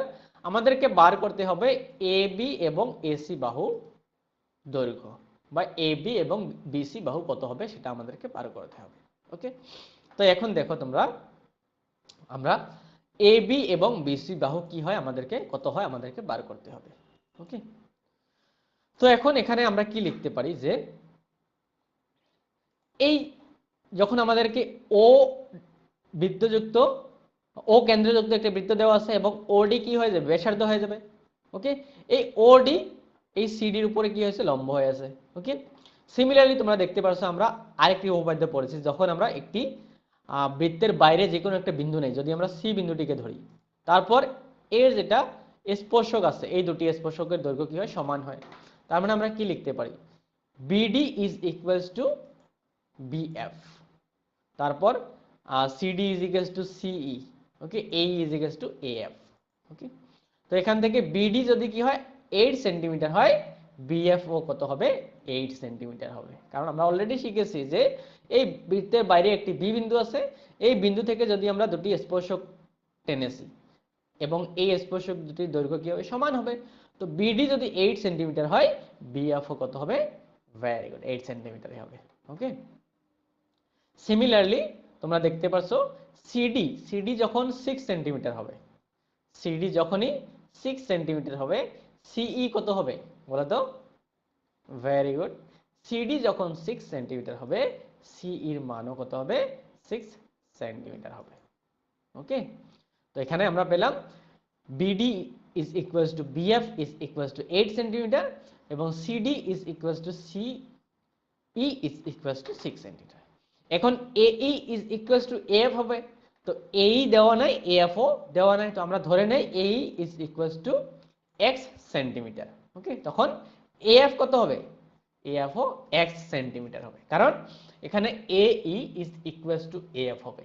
ওকে, তো এখন দেখো আমরা এখানে BD is equals two BF 8 centimetre, CD is equals two সিই 6 সেন্টিমিটার এবং এই is equals two F x centimetre. এগুলো থেকে আমরা এ বি, তারপর বিসি এবং সি এর মান আমরা বার করতে পারি। ওকে, দেখো এখানে আমরা কিরকম ভাবে বার করব। যদি আমরা এ বির মান বার করি, ওকে, এ বি কত হবে? ভেরি গুড, এখানে x সেন্টিমিটার, ওকে, এখানে 8 সেন্টিমিটার, তো x প্লাস 8 পুরোটা কি হয়ে যাবে? x plus 8। সিমিলারলি আমরা এসি বার করতে পারি। এসি দেখো কত হবে? এখানে x, এখানে 6, তো কি হবে? x প্লাস 6 সেন্টিমিটার। Okay, A B x plus 8, AC x plus 6। Similarly আমরা বিসি বার করতে পারি। ওকে, বিসি কত হবে বলো তো? ভেরি গুড, বিসি হবে 6 প্লাস 8, দ্যাট ইজ 14 সেন্টিমিটার। ওকে, তো এ বির মান পেলাম আমরা কত? x প্লাস 8, এসি হলো x প্লাস 6 এবং বিসি হলো 14 সেন্টিমিটার। এখন আমরা অলরেডি আমাদের 9th স্ট্যান্ডার্ডে আমরা শিখেছি, যদি আমরা একটি ত্রিভুজের কি দেওয়া থাকে, প্রত্যেকটি বাহুর দৈর্ঘ্য দেওয়া থাকে, তখন আমরা ত্রিভুজটির কালি বার করতে পারি। ওকে, হিরোর সূত্র ব্যবহার করে আমরা ত্রিভুজের কালি বার করতে পারি। তো হিরোর সূত্রটি কি ছিল? হিরোর সূত্রটি ছিল যে ত্রিভুজের কালি, ত্রিভুজ এ বি সির কালি কি হবে? Root over s into s minus a into s minus b into s minus c। Okay, এখন এই s এর মান আমরা কিরকম ভাবে বার করব? s হলো অর্ধ পরিসীমা। অর্ধ পরিসীমা মানে হলো, পরিসীমা হলো A B plus BC plus C A. অর্ধ পরিসীমা হবে A B plus BC plus C A divided by 2। Okay, তো এখানে এ বি এর মান কত দেওয়া আছে দেখো, A B is equals to X plus 8, B AC X plus 6 এবং বিসি 14। তো এটা আসবে S is equals to X plus 8 plus BC 14 plus AC X plus 6 divided by 2। Okay, এখানে আমরা x প্লাস x হয়ে যাবে 2x, তারপর 8 plus 14 plus 6 হবে 28। তো এটাকে লেখা যায় 2 কমন নিলে আসবে x প্লাস 14 ডিভাইড বাই 2, এই 2 2 ক্যান্সেল হয়ে যাবে, থাকবে x প্লাস 14। ওকে, তো এখন আমরা s এর মান পেলাম আমরা x প্লাস 14। ওকে, যখন s ইজ ইকুয়ালস টু হবে x প্লাস 14, তখন আমরা এই সূত্রটি থেকে আমরা s মাইনাস a বার করতে পারি। যেমন এখানে s মাইনাস a হবে x প্লাস 14 মাইনাস a, আমরা এটাকে ধরে নিতে পারি x প্লাস 8। ওকে, তো এটাকে যখন আমরা সমাধান করব তখন আসবে এটা 6, x x ক্যান্সেল হয়ে যাবে, 14 মাইনাস 8 6 এসে যাবে। সিমিলারলি s মাইনাস b বার করতে পারবো এবং s মাইনাস c ও আমরা বার করতে পারবো। ওকে, তো এখন আমরা s মাইনাস a পেয়েছি 6, s মাইনাস b পেয়েছি x এবং s মাইনাস c পেয়েছি 8। ওকে, এখন আমরা s এর মান এখানে বসিয়ে দেব, যেটা হলো x plus 14, okay, into s minus a এর মান হলো 6, s মাইনাস b এর মান হলো x এবং s মাইনাস c এর মান হলো 8। ওকে, দেখো আমাদেরকে a b এবং ac এবং ab এর মান বার করার জন্য আমাদেরকে এই x এর মান বার করতে হবে। ওকে, যখনই আমরা x এর মান বার করব তখন ac এবং ab এর মান পেয়ে যাব। ওকে, তো এখন দেখো এটা আসলো 48 root over 48 into x square plus 14x। Okay, এখন আমরা অঙ্কন করব। ওকে, এগুলো অঙ্কন করে দিলাম। এ থেকে আমরা এ শীর্ষবিন্দু থেকে ও তে আমরা সংযোগ করে দিলাম, তারপর সি ও সংযোগ করে দিলাম এবং বি ও সংযোগ করে দিলাম। এখন আমরা এই ত্রিভুজ এবিসির কালি কি লিখতে পারি, যে ত্রিভুজ এবিসির কালি, পুরো ত্রিভুজটার কালি হবে যে এইটুকুর কালি। ত্রিভুজ এটাও দেখো দেখো একটি ত্রিভুজ বনেছে, ওকে, বিওসি বা ওবিসি আমরা লিখতে পারি, ওবিসি এর কালি প্লাস এটিও একটি ত্রিভুজ বনেছে, ওকে, ওসি এর কালি প্লাস ত্রিভুজ ও এ বির কালি, ওকে। কারণ দেখো যখনই আমরা এই তিনটি ত্রিভুজের কালি বার করে তার সঙ্গে সবগুলো আমরা যোগ করে দেব, তখন আমরা পুরো ত্রিভুজ এবিসির কালি আমরা বার করতে পারবো, ওকে। এখন দেখো ত্রিভুজ ওবিসির কালি আমরা কিরকম ভাবে বার করব, ওবিসির কালি তারপর ওসি এর কালি আমরা কিরকম ভাবে বার করতে পারি।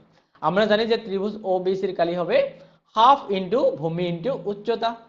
তো হাফ ইন্টু ভূমি কি হবে, এখানে ভূমি হবে বিসি, বিসি হলো ভূমি, এবং উচ্চতা কি হবে, ভেরি গুড, উচ্চতা হবে ও ডি, ওকে। এটা হবে হাফ ইন্টু ভূমি ইন্টু উচ্চতা।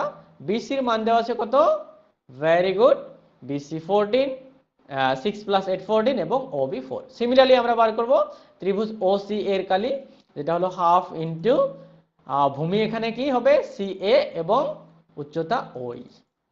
তারপর বলো তো ত্রিভুজ ও এ বির কালি কি হবে, ভেরি গুড, ত্রিভুজ ও এ বির কালি হবে হাফ ইন্টু ভূমি হবে এ বি এবং উচ্চতা হবে ও এফ, ওকে। এখন আমরা এই সবগুলোর মান এখানে আমরা বসিয়ে দেব, যেমন হাফ ইন্টু বিসির মান বলো কত হবে, ভেরি গুড, বিসি হবে 14, ওডি কত হবে বলো 4, প্লাস হাফ ইন্টু সি এ কত হবে বলো, ভেরি গুড, সি হবে x + 6, তারপর ও ই, ওই এখানে দেখো তোমাদেরকে ও এর মান কি হবে 4 সেন্টিমিটার হবে। কেন, কারণ আমাদেরকে ব্যাসার্ধ দেওয়া আছে, ব্যাসার্ধের মান 4 সেন্টিমিটার, ওকে। আর ওই ব্যাসার্ধ এবং ও এফ ও এখানে কি হয়, বৃত্তের ব্যাসার্ধ হয়। তো এখানে হাফ ইন্টু এখানে দেওয়া আছে এ বি, এ বির মান হলো x + 8, তারপর ও এফ হলো 4, ওকে। এখন এগুলো সমাধান করে আমরা কি পাবো, দেখো এখানে এই 2 দিয়ে 4 কে কাটতে পারি 2 টাইমস, 2 দিয়ে এই 4 কে কাটতে পারি 2 টাইমস, ওকে, 2 দিয়ে এই 4 কে কাটতে পারি 2 টাইমস। তো যখন আমরা সমাধান করব এটা আসবে দেখো কত আসলো, 2 ইন্টু 14 প্লাস এক্স। তো এটাকে লিখতে পারি 4 ইন্টু 14 প্লাস এক্স, ওকে। তো এখন আমরা এই দুই পক্ষে বর্গ করে, আমরা জানি ত্রিভুজ এবিসির কালি এটা হলো 4√48 into x square plus 4x, এবং এই তিনটির কালি পেয়েছি 4 ইন্টু 14 প্লাস এক্স, ওকে। তো যখনই আমরা বর্গ করব, বর্গ করার পর আমরা সমাধান করতে পারবো। বর্গ করলে 4 স্কোয়ার হয়ে যাবে, ওকে, এটা 16 আসবে, এবং 14 প্লাস এক্স হোল স্কোয়ার। তো এটাকে আমরা a প্লাস বি হোল স্কোয়ারের সূত্রতে লিখতে পারবো, ওকে। তো এটা তোমরা সলিউশন সমাধান কি নিয়ে তোমরা নিজে করে নিতে পারবে, ওকে। এটা আসবে x এর মান x = 7 আসবে এবং x = -14 আসবে, ওকে। তো -14টা আমরা নেব না, আমরা কি নেব, x = 7 নেব, পজিটিভটা। তো এখানে কত হবে, x = যখনই 7 হবে তখন ab কত হবে বলো তো, ভেরি গুড, ab হলো x + 8, তার মানে 7 + 8 হয়ে যাবে 15। আর যদি x = 7 হয় তখন AC কত হবে, ভেরি গুড, AC হবে x + 6, দ্যাট ইজ 7 + 6 = 13 সেন্টিমিটার, ওকে। তাই বাহুগুলো আমরা লিখতে পারি AB = 15 সেন্টিমিটার এবং AC কত হবে, 13 সেন্টিমিটার হবে। বুঝতে পেরেছো, ভেরি গুড। এখন আমরা আরেকটি প্রশ্নের উত্তর করব, ওকে। তো দেখো এখানে আমাদেরকে দেওয়া আছে যে প্রদত্ত চিত্রে AB এবং AC হলো ও কেন্দ্র বিশিষ্ট বৃত্তের স্পর্শক। এই AB এবং AC হলো এই ও কেন্দ্র বিশিষ্ট বৃত্তের স্পর্শক। যাতে অ্যাঙ্গেল BAC 40 ডিগ্রি, তাহলে আমাদেরকে অ্যাঙ্গেল BOC, এই অ্যাঙ্গেলটি আমাদেরকে বার করতে হবে, BOC কত হবে, ওকে। তো এখন আমাদেরকে 4টি অপশন দেওয়া আছে, এই অপশনটি 40 ডিগ্রি, বি অপশনটি 50 ডিগ্রি, সি অপশনটি 140 ডিগ্রি এবং ডি অপশনটি 150 ডিগ্রি। তো এই 4টি অপশনের ভিতরে কোনটি শুদ্ধ উত্তর হবে সেটি আমাদেরকে বার করতে হবে, ওকে। এর জন্য আমি তোমাদেরকে 20 সেকেন্ডের সময় দেব এবং তোমাদের সময় আরম্ভ করছি। তোমরা চিত্রটা ভালোভাবে দেখে নাও। আমাদেরকে এই কোণটি দেওয়া আছে BAC, ওকে, আমাদের এই কোণটি বার করতে হবে। ওকে, আমরা অলরেডি শিখেছি আগের ক্লাসে যে যখনই এই এ এটি স্পর্শক হবে, এটি স্পর্শক হবে এবং এই লম্ব থেকে স্পর্শক এবং বৃত্তের ব্যাসার্ধ কি হয়, পরস্পর লম্ব হয়, তার মানে এই কোণটি 90 ডিগ্রি হবে এবং এই কোণটিও 90 ডিগ্রি হবে। এখন দেখো এই চতুর্ভুজ, এটি একটি চতুর্ভুজ হয়ে গেল।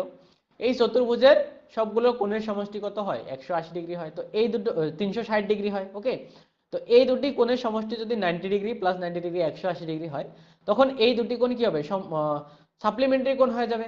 ওকে, তো এটি যদি 40 ডিগ্রি হয়, তো এই কোণটি কত হবে, ভেরি গুড, এটি হবে 180 ডিগ্রি।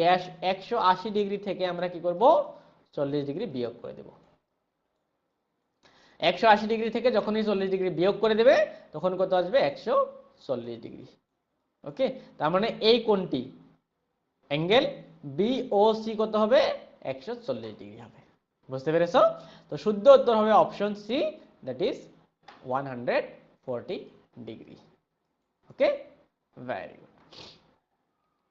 এখন আমাদেরকে দেওয়া আছে যে প্রমাণ করো যে কোনো বৃত্তকে পরিবেষ্টন করে থাকা চতুর্ভুজের বিপরীত বাহু দ্বারা বৃত্তটির কেন্দ্রে গঠিত কোণগুলো সম্পূরক। ওকে, তো আমরা একটি বৃত্ত নিয়েছি ও। ওকে, এখন বলা হয়েছে বৃত্তকে পরিবেষ্টন করে থাকা চতুর্ভুজের। ওকে, তো আমরা ও কেন্দ্রযুক্ত একটি বৃত্ত নিয়েছি। এখন এই বৃত্তটিকে এই চতুর্ভুজটি কি করে আছে, পরিবেষ্টন করে আছে। তোমরা দেখতে পেরেছো এই বৃত্তটিকে কি করে আছে, এই চতুর্ভুজটি পরিবেষ্টন করে আছে। আমরা ধরে নিয়েছি এ বি সি ডি হলো পরিবেষ্টন করা একটি চতুর্ভুজ। ওকে, এখন আমাদেরকে কি করতে হবে, এই চতুর্ভুজের বিপরীত বাহু দ্বারা, ওকে, বিপরীত বাহু যেমন এ ডির বিপরীত বাহু কি হবে, বিসি, এবং এ বির বিপরীত বাহু হবে সিডি। ওকে, বিপরীত বাহুর দ্বারা বৃত্তটির কেন্দ্রে গঠিত কোণগুলো, বৃত্তটির কেন্দ্রটি আমরা গঠিত কোণগুলো কি হবে, সম্পূরক হতে হবে। এই কোণগুলো দেখতে পেরেছো, এই যে আমরা ভিন্ন ভিন্ন রং দিয়ে কোণগুলো দেখাচ্ছি, এই কোণগুলো কি হতে হবে, সম্পূরক হতে হবে। সম্পূরক মানে তোমরা অলরেডি জানো, যোগ করলে কত হতে হবে, 180 ডিগ্রি হতে হবে। ওকে, তো আমাদেরকে এই বৃত্তটির চতুর্ভুজের বিপরীত বাহু দ্বারা বৃত্তটির কেন্দ্রে গঠিত কোণগুলো কি দেখাতে হবে, সম্পূরক। তার মানে কি প্রমাণ করতে হবে, angle A O B plus angle DOC বিপরীত কোণ কি হতে হবে, সম্পূরক, তার মানে 180 degree. Similarly angle A O D plus angle BOC is equals to কত হতে হবে, 180 ডিগ্রি। এটা আমাদেরকে প্রমাণ করতে হবে। ওকে, তার জন্য আমরা কতগুলো অঙ্কন করে নেব। আমরা কি করব, এখানে ওপি, ও কিউ, ও আর এবং ওএস সংযোগ করে দেব। সংযোগ করে দেওয়ার পর আমরা এই কোণগুলোর নামকরণ করব। এটা অ্যাঙ্গেল 1, এটা 2, 3, 4, 5, 6, 7 এবং 8। ওকে, এখন দেখো এই অ্যাঙ্গেল 2 এবং অ্যাঙ্গেল 1, ওকে, অ্যাঙ্গেল 2 এবং অ্যাঙ্গেল 1, এই দুটি আমরা ত্রিভুজ নিতে পারি এ ও এস এবং এ ও পি। এই দুটি ত্রিভুজ থেকে দেখো এই এএস এবং এপি কি হবে, সমান হবে। কেন, কারণ এ হলো বৃত্তের বাইরের একটি যে কোনো বিন্দু, এখান থেকে এই এএস এবং স্পর্শক হলো দুটি, এএস এবং এপি হলো দুটি স্পর্শক। ওকে, তো এ থেকে একে বৃত্তের স্পর্শক, তো আমরা লিখতে পারি AS is equals to AP. আর এ ও বা ও এ হলো এই দুটি ত্রিভুজের কি হয়, সাধারণ বাহু। ওকে, তো আমরা লিখতে পারি এও ইজ ইকুয়ালস টু এও, কারণ এটি সাধারণ বাহু। এবং OS ইকুয়ালস টু ওপি আমরা লিখতে পারি, কেন, very good, OS is equals to OP হলো একে বৃত্তের ব্যাসার্ধ। আর আমরা জানি যে একে বৃত্তের ব্যাসার্ধ গুলো কি হয়, সমান হয়। তো আমরা বলতে পারি ত্রিভুজ এ ও এস সর্বাঙ্গ সম হবে ত্রিভুজ এ ও পি। ওকে, আর যদি সর্বাঙ্গ সম হয়, তখন এই দুটি কোণ কি হয়ে যাবে, angle 1 is equals to angle 2 হয়ে যাবে বাই সিপিসিটি। ওকে, আমরা অলরেডি শিখেছি। ওকে, সাদৃশ্যভাবে আমরা লিখতে পারি যে এই অ্যাঙ্গেল 3 এবং অ্যাঙ্গেল 4 ও কি হয়ে যাবে, ইকুয়াল হয়ে যাবে, কারণ এই দুটি ত্রিভুজ সর্বাঙ্গসম হবে। Similarly angle 5 is equals to angle 6 হয়ে যাবে, angle 7 is equals to angle 8 হয়ে যাবে। ওকে, এবং এখানে দেখতে পাচ্ছ অ্যাঙ্গেল 1 অ্যাঙ্গেল 2 এর সমান, অ্যাঙ্গেল 3 অ্যাঙ্গেল 4 এর সমান, এবং অ্যাঙ্গেল 5 অ্যাঙ্গেল 6 এর সমান, এবং অ্যাঙ্গেল 6 অ্যাঙ্গেল 8 এর সমান।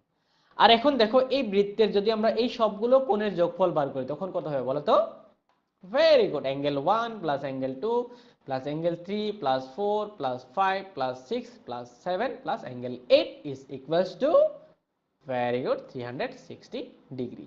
ওকে, তো এখন আমরা জানি যে একটি বিন্দুর চারপাশে থাকা সমস্ত কোণের সমষ্টি হলো 360 ডিগ্রি। ওকে, এখন দেখো যে অ্যাঙ্গেল 1 প্লাস অ্যাঙ্গেল 2 এরকম ভাবে লিখতে পারি, angle 3 plus angle 4, angle 5 plus angle 6 plus angle 7 plus angle 8 is equals to 360 degree. কিন্তু এখানে অ্যাঙ্গেল 1 অ্যাঙ্গেল 2 সমান হয়, তো আমরা এখানে অ্যাঙ্গেল 1 এর জায়গায় আমরা কি লিখতে পারি, অ্যাঙ্গেল 2 লিখতে পারি। তারপর অ্যাঙ্গেল 3 এর জায়গায় আমরা অ্যাঙ্গেল 4 লিখতে পারি। ওকে, বা অ্যাঙ্গেল 4 এর জায়গায় অ্যাঙ্গেল 3 লিখতে পারি।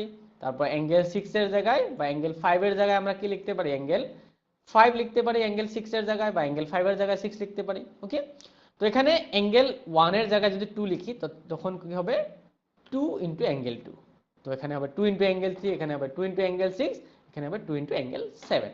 2 কমন নিলে এখানে থাকবে angle 2 angle 3 angle 6 plus angle 7 is equals to 360 degree.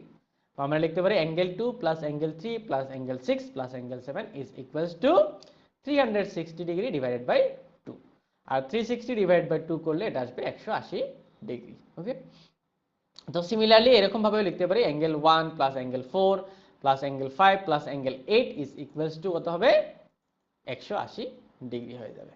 Okay, তো এখন দেখো এখান থেকে angle 2 plus angle 3, angle 2 plus 3 এই দুটো কোণ, এই দুটো কোণ প্লাস অ্যাঙ্গেল 6 প্লাস অ্যাঙ্গেল 8, ওকে, প্লাস অ্যাঙ্গেল 6 প্লাস অ্যাঙ্গেল 8 কত হয়েছে, 180 ডিগ্রি হয়েছে। তার মানে এই পুরো কোণটো এবং এই পুরো কোণটোর যোগফল কত হয়েছে, 180 ডিগ্রি। তো আমরা কি বলতে পারি যে angle A O B, angle 2 plus angle 3 হলো যে অ্যাঙ্গেল এ ও বি।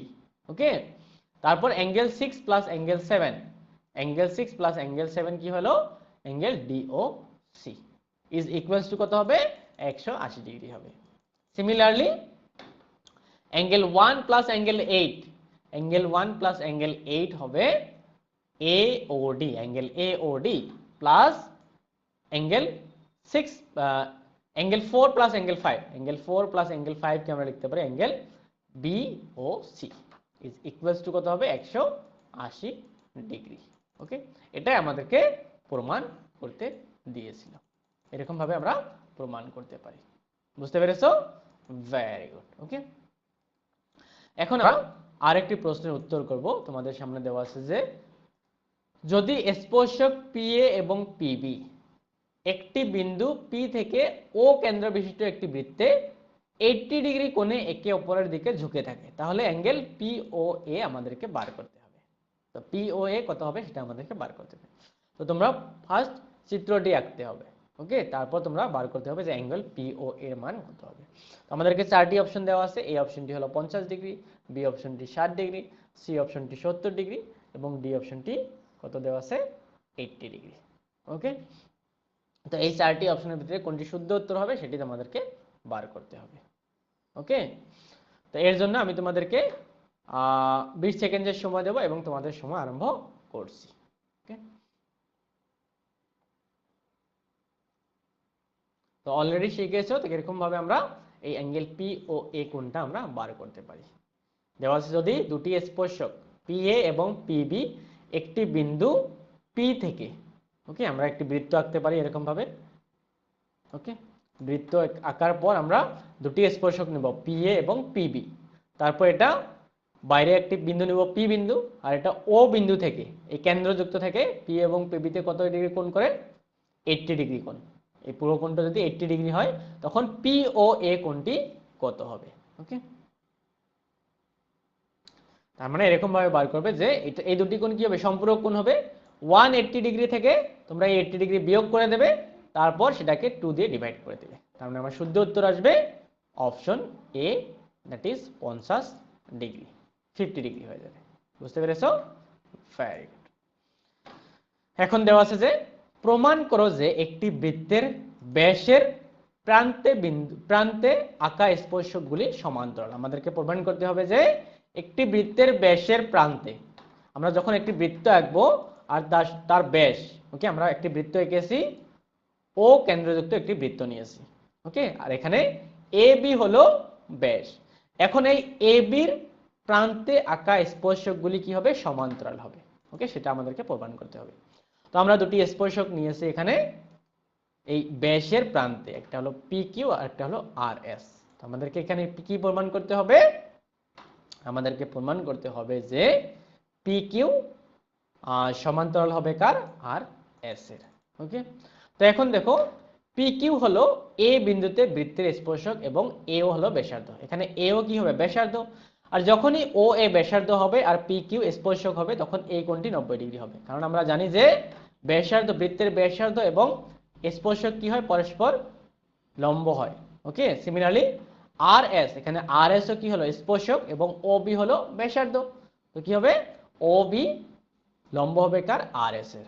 ওকে, তো এখন দেখো এই দুটি কোণ যদি 90 ডিগ্রি হয়, এই কোণটি 90 ডিগ্রি, এই কোণটিও 90 ডিগ্রি। তো এখানে দেখো পি কিউ এবং আর এস একই রেখা এ বি, একই রেখা এ বি লম্ব হয়ে আছে, 90 ডিগ্রি হয়েছে। তার মানে এখান থেকে কি বলতে পারি, বলতে পারি যে পি কিউ কি হবে, সমান্তরাল হবে আর এস এর। বুঝতে পেরেছো, এরকম ভাবে আমরা প্রমাণ করতে পারি। ওকে, তো এখন আমরা আরেকটি প্রশ্নের উত্তর করব। এখন এটি হলো মরাল বেসড এমসিকিউ। ওকে, তোমাদের সামনে দেওয়া আছে যে একটি পরিস্থিতি দেওয়া আছে যে তোমার বন্ধু পরীক্ষায় কম নম্বর পেয়েছে, কিন্তু সে তার বাবা মাকে ভয় পেয়ে তাদেরকে মিথ্যা বলেছে যে সে ভালো নম্বর পেয়েছে। তুমি কিভাবে এই পরিস্থিতি সামলাবে? তোমাদেরকে তিনটি অপশন দেওয়া আছে। এই অপশনটি হলো তোমার বন্ধুকে তার পিতামাতার কাছে মিথ্যা বলা চালিয়ে যেতে উৎসাহিত করবে, এবং বি অপশনটি হলো স্কুলে গুজব ছড়িয়ে দেবে যে তোমার বন্ধু তার বাবা মায়ের কাছে মিথ্যা বলেছে, এবং সি অপশনটি হলো তোমার বন্ধুকে বোঝাবে যে মিথ্যা বলা একটি খারাপ অভ্যাস এবং বাবা মায়ের সামনে তার সত্য গ্রহণ করার সাহস থাকা উচিত। তো এই পরিস্থিতিটির জন্য তোমাদের সঠিক উত্তর কোনটি বেছে নেওয়া উচিত, তোমরা কি করবে? তার জন্য আমি তোমাদেরকে 30 সেকেন্ড সময় দেব, এবং এই 30 সেকেন্ডের ভিতরে তোমরা এর উত্তরটি আমাকে দিতে হবে। ওকে, তো তোমাদের সময় আরম্ভ করছি।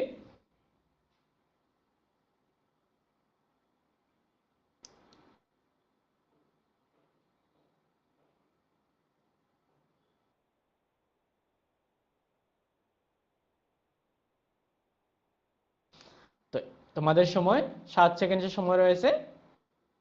তো এটার জন্য সঠিক উত্তরটি হবে যে অপশন সি, তুমি তোমার বন্ধুকে বোঝাবে যে মিথ্যা বলা একটি খারাপ অভ্যাস এবং বাবা মায়ের সামনে তার সত্য গ্রহণ করার সাহস থাকা উচিত। ওকে, তো এখন আজকের ক্লাসটা সমাপ্ত করার আগে তোমাদের জন্য একটি স্পেশাল অ্যানাউন্সমেন্ট একটি আছে। ওকে, তোমাদের জন্য একটি স্পেশাল সেশনের আয়োজন করা হয়েছে, যেখানে special session program on first aid emergencies. Okay, যেখানে in association with international Red Cross Society, সেটা অনুষ্ঠানটি হবে 7 তারিখ স্যাটারডে 10টা থেকে। ওকে, ভেনিউ হলো অ্যানালিটিক্স পাওয়ার্ড ই ক্লাসরুম। সেখানে গেস্ট স্পিকার থাকবে মিস্টার ঋতুরাজ কৌশিক এবং মিস্টার মৃদুল শর্মা। তো আমি আশা করছি তোমাদের সবারই উপস্থিতি। ওকে, তো আজকের ক্লাসটার উপর ভিত্তি করে তোমরা লাস্ট একটি এমসিকিউর উত্তর করবে, সেটা হলো ফিডব্যাক কোশ্চেন। ওকে, তো এই প্রশ্নটি তোমরা যে কোনো 4টি অপশনের ভিতরে যে কোনো অপশন তোমরা চুজ করতে পারো। ওকে, তো এর জন্য আমি তোমাদেরকে 20 সেকেন্ডের সময় দিয়েছি।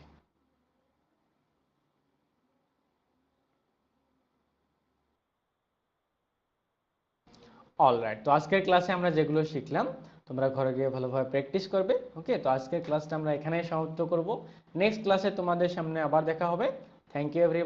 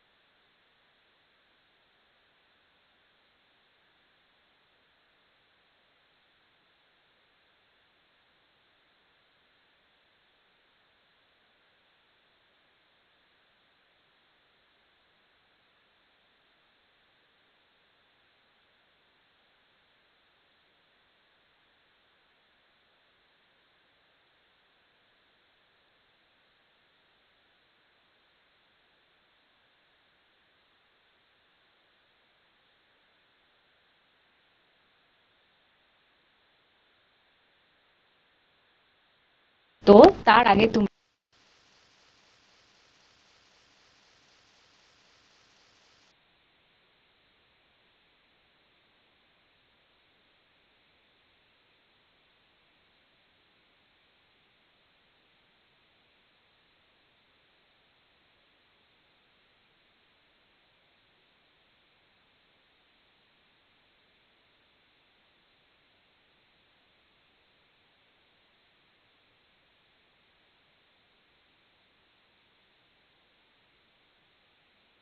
যে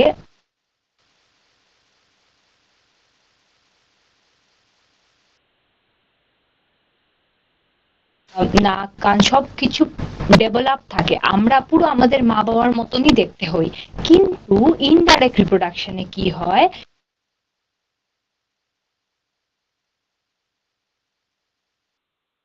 না, এটা হবে তুমি ধীরে ধীরে একটা স্টেজের পর একটা স্টেজ, একটা স্টেজের পর একটা স্টেজ এরকম করে করে লাস্টে গিয়ে তুমি তোমার প্যারেন্টস এর মতো রিসেম্বল করতে পারবে। রিসেম্বল মানে পুরোপুরি মানে প্রায় তুমি উনার মতো দেখতে পারবে। তো এটা একদম লাস্ট স্টেজে আসে। তো প্রথম স্টেজে আমরা সবাই জানি লাইফ সাইকেল, সেটা খুবই ইন্টারেস্টিং,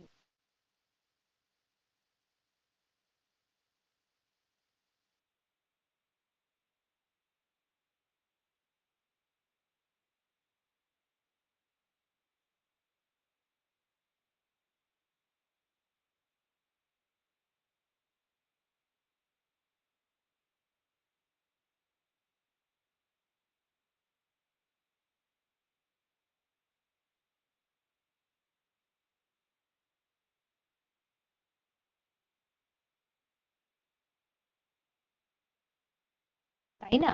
কিন্তু এই যে ক্যাটারপিলার, এটার কোনো রকমেরই কোনো পাখা গজায়নি। কারণ কি? কারণ এইটা শুধু একটা প্রাইমারি স্টেজে রয়েছে। প্রাইমারি স্টেজ মানে কি? মানে এটা হচ্ছে প্রথমত স্টেজে রয়েছে, এটার এখনো অনেক ডেভেলপমেন্ট স্টেজেস হওয়া এটার দরকার। এবার দেখো এটা কি হচ্ছে। এবার এটা কি হলো, এটা কি হলো বলো তো? এটা আস্তে আস্তে এই দেখো কি হলো। এবার ওই ক্যাটারপিলারটা কি করবে, মানে অনেক দিন ধরে বা এই একটা সিল্কের মতো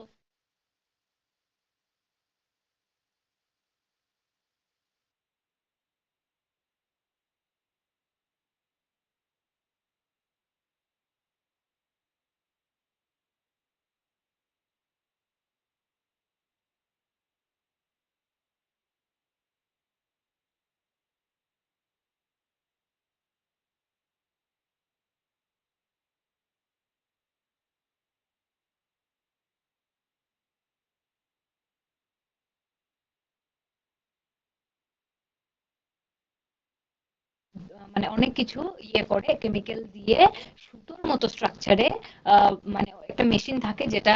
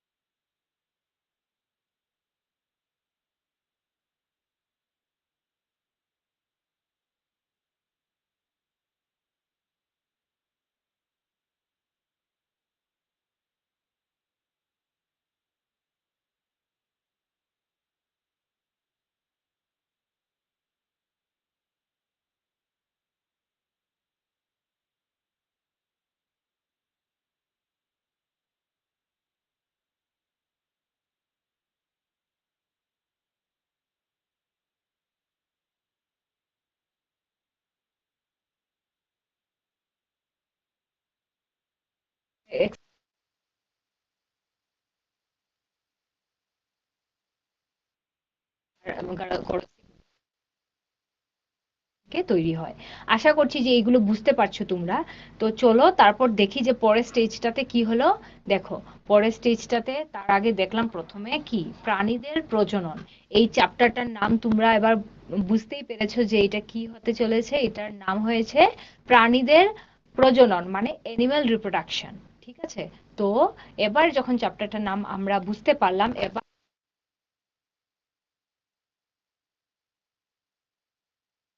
রিপ্রোডাকশন একটা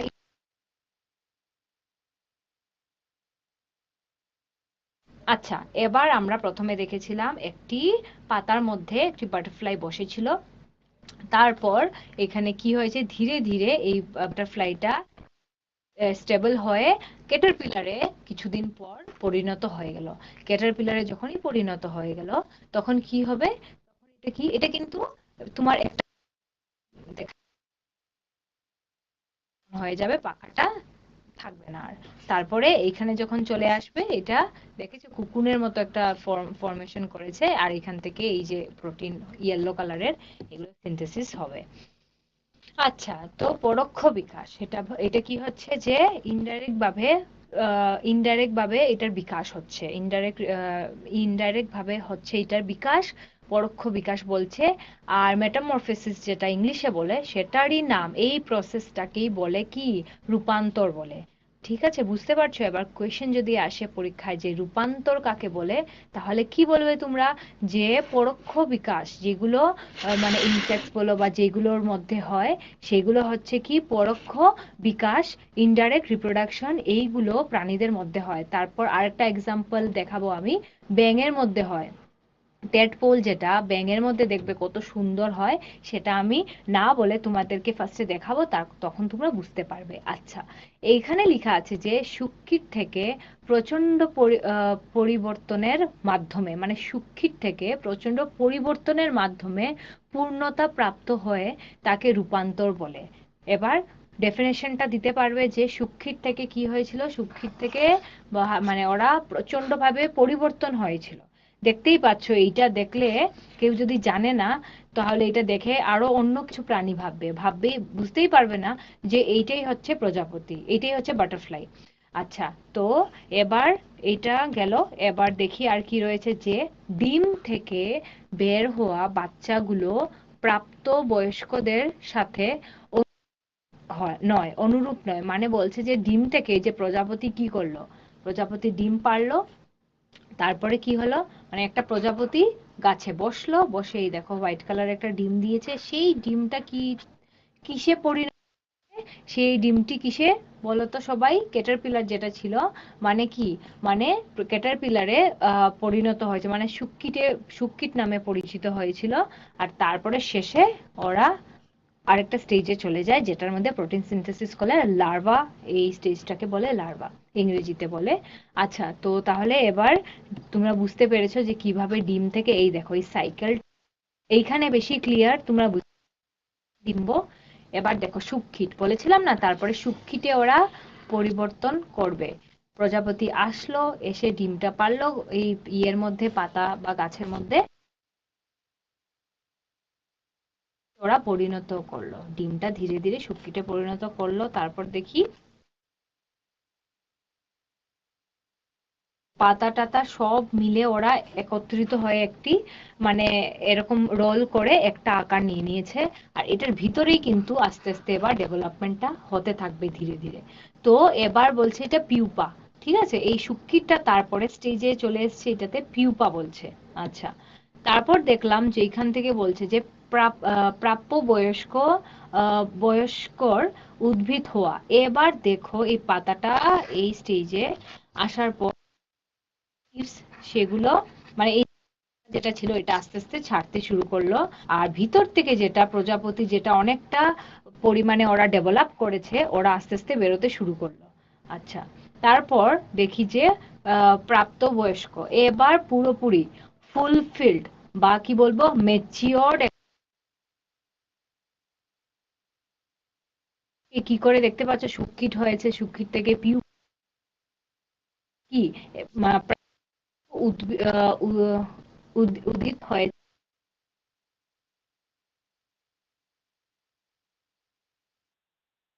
কত স্টেজের থ্রুতে এই ডিম থেকে কি করে আমরা প্রজাপতি পাই।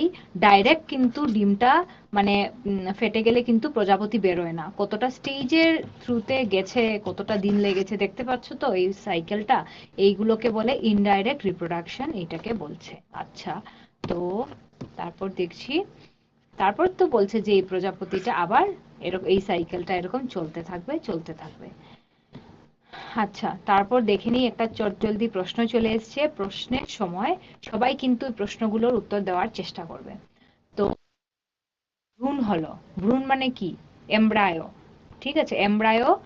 তো এটা মানে এমব্রায়ো না, জাইগোট। জাইগোট হচ্ছে ভ্রূণ। তো ভ্রূণ হচ্ছে উন্নত ভ্রূণ, ডেভেলপড, যেটা বলছে জাইগোট।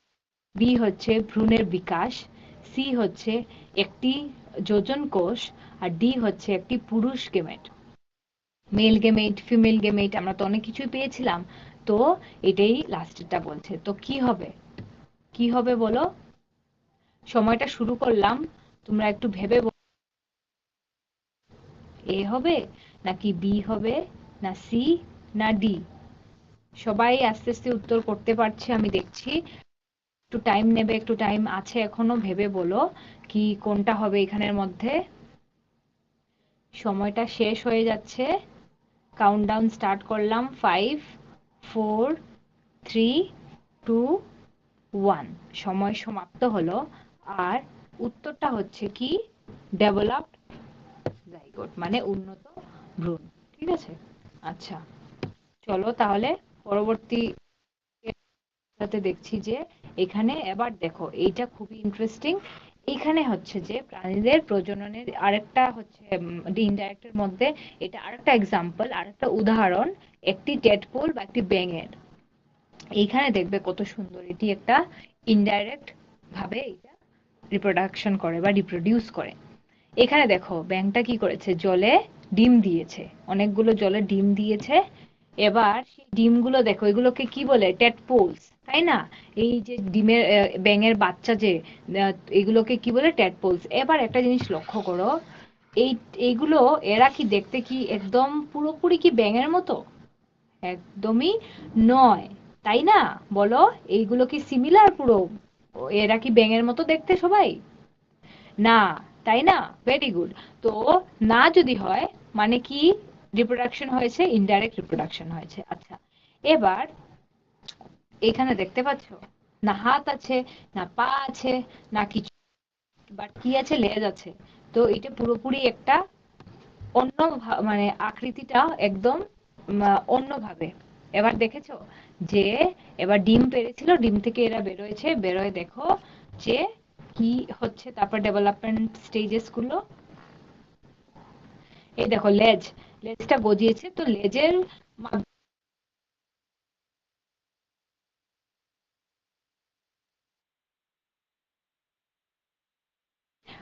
তোমার ইয়ের মধ্যে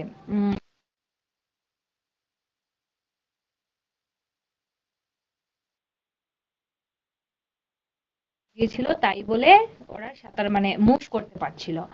তারপরে দেখো ধীরে ধীরে এবার পাটা গজিয়ে, হাতটা গজিয়েছে, হাতটা বাজুগুলো গজিয়েছে।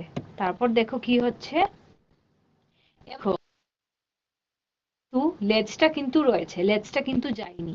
কারণ, কারণ এখনো রয়েছে। ওরা ফুল, ওরা পুরো ম্যাচিওর হয়নি, তাই ওদের লেজটা এখানে এই স্টেজে রয়েছে। তারপর দেখো, এই দেখো তারপর জিভটা কত করতে পারছে, ওরা ফুল ফ্লেজড একটা মানে ফুললি ডেভেলপড একটা ব্যাং হয়ে গেছে। এখন ওদের লেজটাও কিন্তু আর নেই, তাই না? এই স্টেজে থোড়ি না, স্টেজে নেই কেন?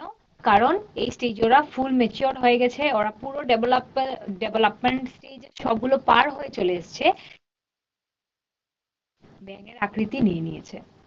আচ্ছা, ও বলছে যে ব্যাঙের জীবন যন্ত্র বলছে যে চক্র বলছে, তো ব্যাঙের যেটা জীবন চক্র সেটা আমরা দেখি। দেখো প্রথমে ব্যাঙ একটা ছিল পুরোপুরি ভাবে, তারপর ডিম দিল, ডিম দেওয়ার পরে কি ব্যাঙাচি হলো, তারপর যেটা আমি টেটপোল বললাম, তারপর ডিম সহ ব্যাঙাচি, মানে ডিম সহ ব্যাঙাচি হয়েছে, তারপর লেজ সহ ব্যাঙ হয়েছে, তারপর আবার পুরোপুরি প্রাপ্তভাবে ব্যাঙ হয়ে গেছে। আশা করছি এই সাইকেলটা ক্লিয়ার আছে তোমাদের, বাটারফ্লাইটাও ক্লিয়ার রয়েছে, আর এই ব্যাঙেরটাও সাইকেলটা ক্লিয়ার রয়েছে। দুটোতেই দেখেছো তো যে ডিম থেকে হঠাৎ মানে ডিম থেকেই কিন্তু ব্যাঙ আসেনি, এবং ব্যাঙ থেকে তো ডিম, আবার ব্যাঙ মানে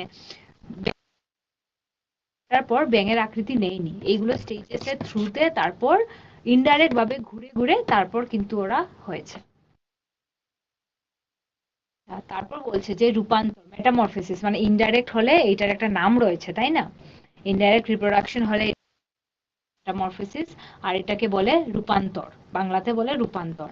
এবার রূপান্তর বলছে যে দুই বা ততোধিক স্বতন্ত্র পর্যায়ে উপরিণত ঘটন থেকে প্রাপ্তবয়স্ক আকারের প্রক্রিয়া। দুই বা ততোধিক যদি মানে স্টেজেস যদি গো থ্রো করতে হয়, মানে অনেকগুলো স্টেজেস আছে, তো তো অনেকগুলো স্টেজেস হয়ে হয়ে যদি একটা মানে অ্যাডাল্ট ইন্ডিভিজুয়ালে যদি পরিণত হয়, তখন এটাকে রূপান্তর বলে। মানে অনেকগুলো, এই যে বলছে দুই বা ততোধিক, দুই বা দুই থেকে বেশি, মানে এইটার পরে এই তো 2 নম্বর রয়েছে এখানে, তো 2 3 4, অনেক চারটা লেগেছে এখানে, মানে দুই থেকে অধিক হলে কি বলে, এটাকে রূপান্তর বলে, প্রক্রিয়া বলে।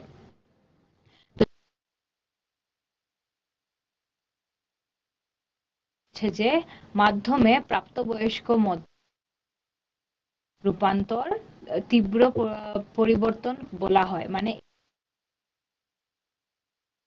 বা সেটাকে রূপান্তর তীব্র হলে সেটাকে পরিবর্তন বলা হয়। এ হচ্ছে বি হচ্ছে ইন্টারনাল ফার্টিলিটি।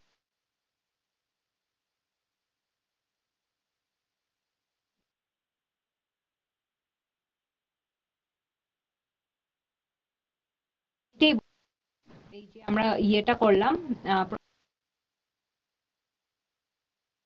দেখলাম, সেটার মধ্যে ইন্টারনাল হয়েছিল না এক্সটার্নাল হয়েছিল, বেস পড়ে গেছে, রূপান্তর হবে, আর কোনোটাই নেই, কোনটা হবে?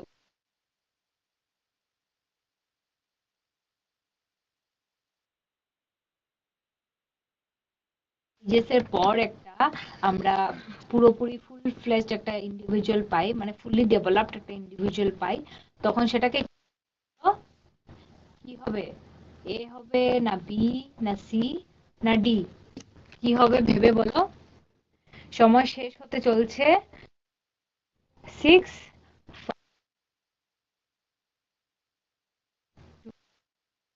সময় সমাপ্ত হলো। আর এটাকে কি বলে? আমি দুই বা দুইয়ের বেশি যদি প্রসেসের মাধ্যমে একটা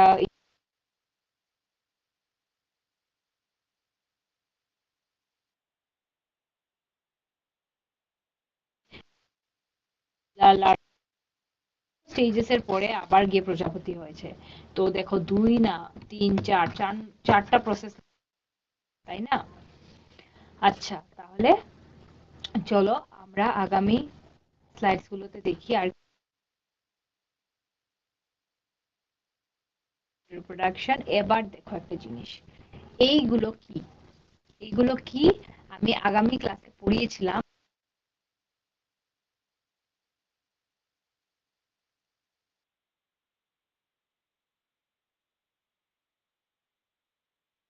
তারপরে কি এটা? প্যারামেশিয়াম।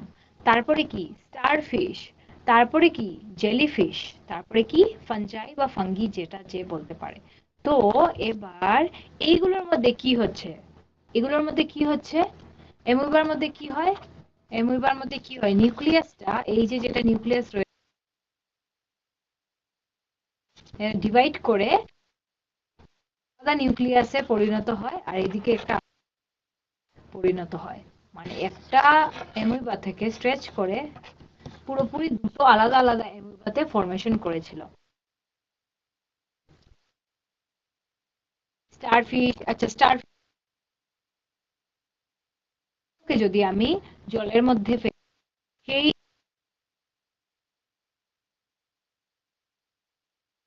আবার স্টারফিশে পুরোপুরি ভাবে পরিণত হয়ে যাবে। তো এগুলো কিসের? অযৌন প্রজননের ছিল এগুলো সব এক্সাম্পল। যৌন কি ছিল বলতো? প্যারেন্টস ইনভলভমেন্ট দরকার। উচ্চ স্তরের যেগুলো, সেগুলোর ক্ষেত্রে হয় যৌন। আর নিম্ন স্তরের ম্যাশিয়াম, অ্যামোeba, তারপর ফাঙ্গি হয় নিম্ন স্তর না এরা, তো এদের মধ্যে হয় মানে ওরা সিঙ্গেল ওরা নিজেই নিজের রিপ্রোডাকশন কি একটা একটা অঙ্গ কেটে যায়, যদি পূর্ণ গজিয়ে যাবে, অ্যামিবা যেরকম স্ট্রেচ করে ওরা আলাদা হয়ে যায়,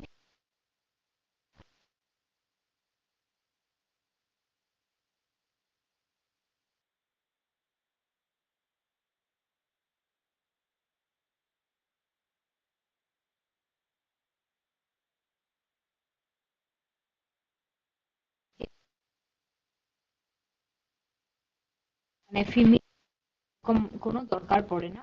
ওরা নিজেই নিজের এদের মধ্যে সেলফ ফার্টিলাইজেশন প্রপার্টি গুলো রয়েছে, আর ওরা নিজেই কি ছিল, একটা প্লান্ট ছিল, ডাল কেটে দিই, সেই ডালটা যদি আমি মাটিতে লাগিয়ে দিই, আবার একটা পূর্ণভাবে গাছ হয়ে যায়। তো এগুলো কিভাবে পসিবল? কারণ এদের মধ্যে এই ক্ষমতাটা রয়েছে যে ওরা, যেহেতু ওরা অযৌন প্রজনন আছে, তাই ওরা নিজেদের মানে প্রজননটা নিজেরাই করতে পারে। আচ্ছা, এবার দেখি সাধারণত নিম্ন স্তরের প্রাণীদের মধ্যে দেখা যায়, লোয়ার যেগুলো নিম্ন স্তর যেগুলো রয়েছে প্রাণীরা, এদের মধ্যে হয়, স্তরের মধ্যে কি হয়, মানে ধরো ম্যামেল, পশু বা মানুষ, এদের মধ্যে প্রজনন। আচ্ছা, একটা প্রশ্নের সময় এর মধ্যে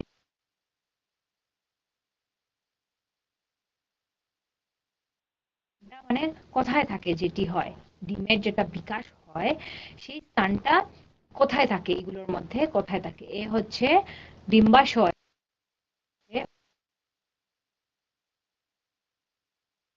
আর তোমরা কি কি হবে যে মানুষের মধ্যে যেটি নিষিক্ত ডিমের বিকাশ হবে, সেটা কোথায় হবে ভেবে ভালো করে বলো। ডিম হবে, নলিতে হবে, নাকি জরা? শেষ হয়ে যাচ্ছে, এখনো টাইম আছে, একটুখানি ভেবে বলো। 5, 4, 3, 2, সময় সমাপ্ত হলো। আর উত্তরটা হয়েছে কি বলো তো?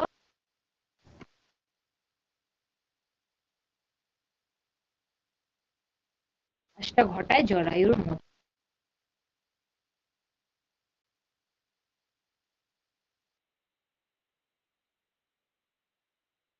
আমি কিভাবে স্ট্রেচ করে সেটা দেখেছো? যে একটি নিউক্লিয়াস কি করে ডিভাইড করেছে, স্ট্রেচ করেছে, দেখেছো? স্ট্রেচ করে ডিভাইড করে ফেলেছে, ডিভাইড করে কি করেছে, নতুন নতুন একটি পুরোপুরি ওরা ফরমেশন করে নিল। মানে ওদের জন্য কোনো রিপ্রোডাকশন প্রসেস দরকার নেই, ওরা নিজেই নিজের প্রজননটা ঘটায়, স্ট্রেচ করে, নিউক্লিয়াসটা স্ট্রেচ করে রিপ্রোডাকশনটা ঘটায়। এগুলো কি সাইটোপ্লাজম, তাই না? এটা নিউক্লিয়াস, এটি সাইটোপ্লাজম। আচ্ছা, এটা দেখে নিলাম আমরা অ্যামুইবার ক্ষেত্রে, মানে ডিভাইড। ডিভাইড মানে কি, বিভাজন করেছে। তো তারপরে আর কি দেখবো? দৈব বিভাজন। তো এই ধরনের প্রজনন, যেখানে একটি অপত্য কোষ দুবার বিভাজিত হয়, একটি স্বাধীন স্বাধীন প্রাণী হয়, মানে একটি ছিল, তারপরে ডিভাইড করে, যে বিভাজন করে স্বাধীনভাবে একটি পূর্ণ নতুন একটি প্রাণীতে রূপান্তরিত করেছে, সেই অবস্থাকে কি বলা হয়? বিভাজন বলা হয়। আচ্ছা, সেটি কোথায় হয়, কার মধ্যে হয়, কোথায় হয়? অ্যামিবাতে হয়। এটা কি প্যারামেশিয়ামেও এরকম করে ঘটায়, যে নিউক্লিয়াসটা ডিভাইড করে আর তারপর ওরা স্ট্রেচ করে পুরোপুরি নতুনত একটি ইন্ডিভিজুয়ালে ফর্মেশন করে। আচ্ছা, চলে চলে আসো আরেকটি নতুন প্রশ্নের মধ্যে। আর প্রশ্নটা দেখো, যে প্রশ্নটা কি রয়েছে, সবাই উত্তর করার কিন্তু চেষ্টা করবে। আচ্ছা, তো প্রশ্নটা হচ্ছে যে, যে প্রাণীগুলো বাচ্চাদের জন্ম দেয় তা পরিচিত হিসাবে, মানে যে প্রাণীরা বাচ্চাদের কি বলে, কি বলে বলো? জরায়ু। আচ্ছা, আমি টাইমারটা স্টার্ট করছি। আর এ হবে জরায়ু, হবে এটা জরায়ু। আচ্ছা, তারপর বি হবে যে ডিম্ব সুপ্রাণী, সি হচ্ছে কি হবে এটা, বলো তো? সময় রয়েছে এখনো, তোমরা ভালো করে ভেবে বলো, যে জুরায়ুজ হবে নাকি ডিম্ব শুক্রা ডিম্ব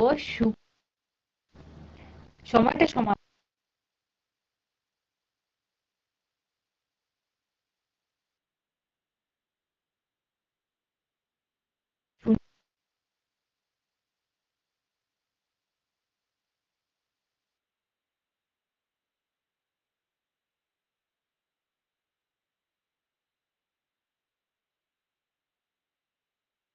এইটা এইটা কি করবে জানো, এটা পুরোপুরি ভাবে এরকম গজিয়ে গজিয়ে গজিয়ে গজিয়ে তারপর এইটা এরকম নিচে চলে এসে ডিভাইড করে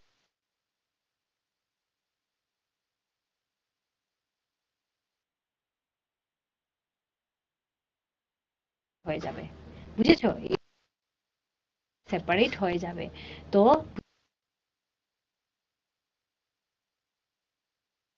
এখান থেকে কি করে একটি নতুন প্লান্টে, তো এগুলো সব কিছু কিন্তু অযৌন হাইড্রা। এটা কি হাইড্রা প্ল্যান্ট। হাইড্রা আন্ডার ওয়াটারে থাকে, আন্ডার ওয়াটারে সমুদ্রের নিচে বা নদীর নিচে এই হাইড্রা প্লান্টটা থাকে, আর ওরা বাডিং বাডিং করে ওরা প্রজননটা করে। আচ্ছা, আশা করছি বুঝতে পেরেছো তোমরা। এবার বলছে যে প্রতিটি হাইড্রাতে একটি বা তার বেশি মুকুল থাকতে পারে। মুকুল মানে কি, বাডি মানে এই যে এরকম একটু ছোট ডালের মতো একটি বেরোয়, তো একটি দুটি এখানে আরো থাকতে পারে। আরো যদি থাকে, এবার এইগুলোর থেকে আরো এরকম এরকম করে গজাবে, গজিয়ে গজিয়ে ধীরে ধীরে ওরা ডিভাইড হয়ে যাবে, ডিভাইড হয়ে যাবে, ডিভাইড হয়ে এখানে রুটস গুলো নিচে চলে আসবে। এটা আবার বড় হবে বড় হবে বড় হবে, ডিভাইড হয়ে যাবে, ডিভাইড হয়ে যাবে, রুটটা নিচে আসবে। এরকম করে করে করে করে ওরা এগোতে থাকে, ওদের বংশবৃদ্ধি করতে করতে থাকে। আর যেহেতু ওরা এই এখান থেকে বাডিং থেকে মুকুলন থেকে বেরোয়েছে, তো এদেরকে এই প্ল্যান্টগুলোকে আমরা কি বলবো, হাইড্রা বলবো। আর এই এই ইংলিশে এটাকে বলে বাডিং, বাডিং। ঠিক আছে, বাডিং করে ব্যাকটেরিয়া, তারপরে অনেক কিছু আরো বাডিংটা করে। আচ্ছা, প্লান্টে বাডিংটা হয় বেশি, প্লান্টে দেখবে অনেক সময়, তো হাইড্রাও তো একটা প্লান্ট, উদ্ভিদ, তাই না? তো এইগুলোতে হয় মুকুলনটা বেশি ভাবে পসিবল। তারপর লিখেছে যে এই মুকুলন থেকেই নতুন প্রজন্মের সৃষ্টি হয়। সেটা তো আমি বলেই আছি যে এই মুকুলন থেকে কি হয়, একটি নতুন প্রাণীর সৃষ্টি হয়ে যায়। পুরোপুরি ভাবে ডিভাইড যখন করবে তখন ইন্ডিভিজুয়াল হয়ে যাবে, হয়ে গিয়ে এই ছোট্ট জায়গা থেকে আবার নতুন একটি উদ্ভিদের সৃষ্টি হবে। আচ্ছা, তারপর দেখি কি রয়েছে যে আহ, উপ আহ, উপ উপবৃদ্ধি হিসাবে নতুন হাইড্রা তাদের পিতামাতার থেকে বিকাশ লাভ করে। হ্যাঁ, সেটাই, যে ওদের পিতামাতা থেকে এইগুলো বিকাশ, এই পুরোপুরি প্লান্ট থেকে এদের বিকাশটা হতে থাকে। এই ধরনের প্রজনন যা মাত্রা একটি প্রাণী দ্বারা সংগঠিত হয় তাকে অযৌন প্রজনন বলে। এটা তো প্রথম থেকেই বলে আসছি যে যে প্রজননে একটি একটি মানে একমাত্র একটি আর কি, মানে ধরো একটি প্রাণীর হিসাবে ওরা প্রজনন করতে পারে, ওদের জন্য কোনো পিতা মাতা এরকম কোনো প্রয়োজন পড়ে না। তো প্রজনন যা মাত্রা একটি প্রাণী দ্বারা করছে, মানে এই গাছটি তো একটি প্রাণী, এবার সেই একটি প্রাণী তো আর একটা প্রাণী সৃষ্টি করছে, ওর জন্য তো আর ফিমেল প্লান্ট মেল প্লান্ট এটা লাগছে না। তো এই যে এই প্রসেসটাকে কি বলে, এই প্রসেসটাকে বলে কি, মুকুলন। মুকুলনে এই প্রসেসটা হয়। আর এদেরকে টোটালি কি বলা হয়, এই পুরো যেটা রয়েছে এটাকে বলা হয় অযৌন প্রজনন। আর অযৌন প্রজননের মধ্যে এই মুকুলন, তারপরে এই এমুইভার যেগুলো বিভাজন, এগুলো চলে আসে। এটা আমি আগের ক্লাসেও পড়িয়েছিলাম, তো আশা করছি যে তোমরা ভালো করে বলতে পারবে। তারপর বলছে যে যেহেতু হাইড্রার মুকুল থেকে নতুন জীবের সৃষ্টি হয়, সেই জন্য এই ধরনের প্রজননকে মুকুলন বলে। যেহেতু একটি বার্ড, এটাকে কি বলে ইংরেজিতে বার্ড, এবার সেই বার্ড থেকে যেহেতু এটা পুরোপুরি মানে প্রসেসটা হচ্ছে, আর সেই বার্ড থেকে যেহেতু একটি নতুন উদ্ভিদের সৃষ্টি হচ্ছে, তাই এই প্রসেসটাকে বলা হয় মুকুলন। মানে মানে কি ইংরেজিতে বাডিং, তাই না? তাই বলা হয় এটাকে বাডিং, মানে মুকুলন বলা হয়। আশা করেছি যে বুঝতে পারছো তোমরা। এখন দেখো আর একটু জানতে হবে, এটা কি ছিল, স্টারফিশ। পূর্ণ ঘটন দেখেছো, স্টারফিশটাকে কেটে নিয়েছে, কেটে নিয়ে স্টারফিশ, আর স্টারফিশের টুকরোটাকে জলে ফেলে দিয়েছে। এবার জলে ফেলা সেই টুকরোটা, কাটা টুকরোটা দেখো ধীরে ধীরে আস্তে আস্তে গজিয়ে যাচ্ছে। কিসে গজাচ্ছে? আস্তে আস্তে পুরোপুরি ভাবে একটি নতুন স্টারফিশে গজিয়ে গেল। দেখেছো কত একটি ইন্টারেস্টিং এই চ্যাপ্টারটা, কত ইন্টারেস্টিং এই বিকাশগুলো হচ্ছে, এই প্রজননটা, অযৌন প্রজননটা খুবই ইন্টারেস্টিং আর খুব ইউনিক ভাবে ওরা গজিয়ে যায়। আচ্ছা যাই হোক, তো মনে রাখবে অযৌনতে একটি পার্ট থেকে ওরা পুরোপুরি ভাবে রিপ্রোডাকশন বা প্রজনন করতে পারে, করে কি করতে পারে, নতুন একটি প্রাণীর সৃষ্টি করতে পারে। আর এই ক্ষেত্রে কোনো রকমেরই কোনো পিতা মাতার প্রয়োজন নেই, শুধু একটি প্রাণীরই প্রয়োজন, সেই প্রাণীটা আবার ইয়ে করতে পারে, প্রজনন করে নতুন একটি প্রাণীর সৃষ্টি করতে পারে। আচ্ছা, এখানে চলে আসো প্রাণীদের প্রজননে। এটি কি?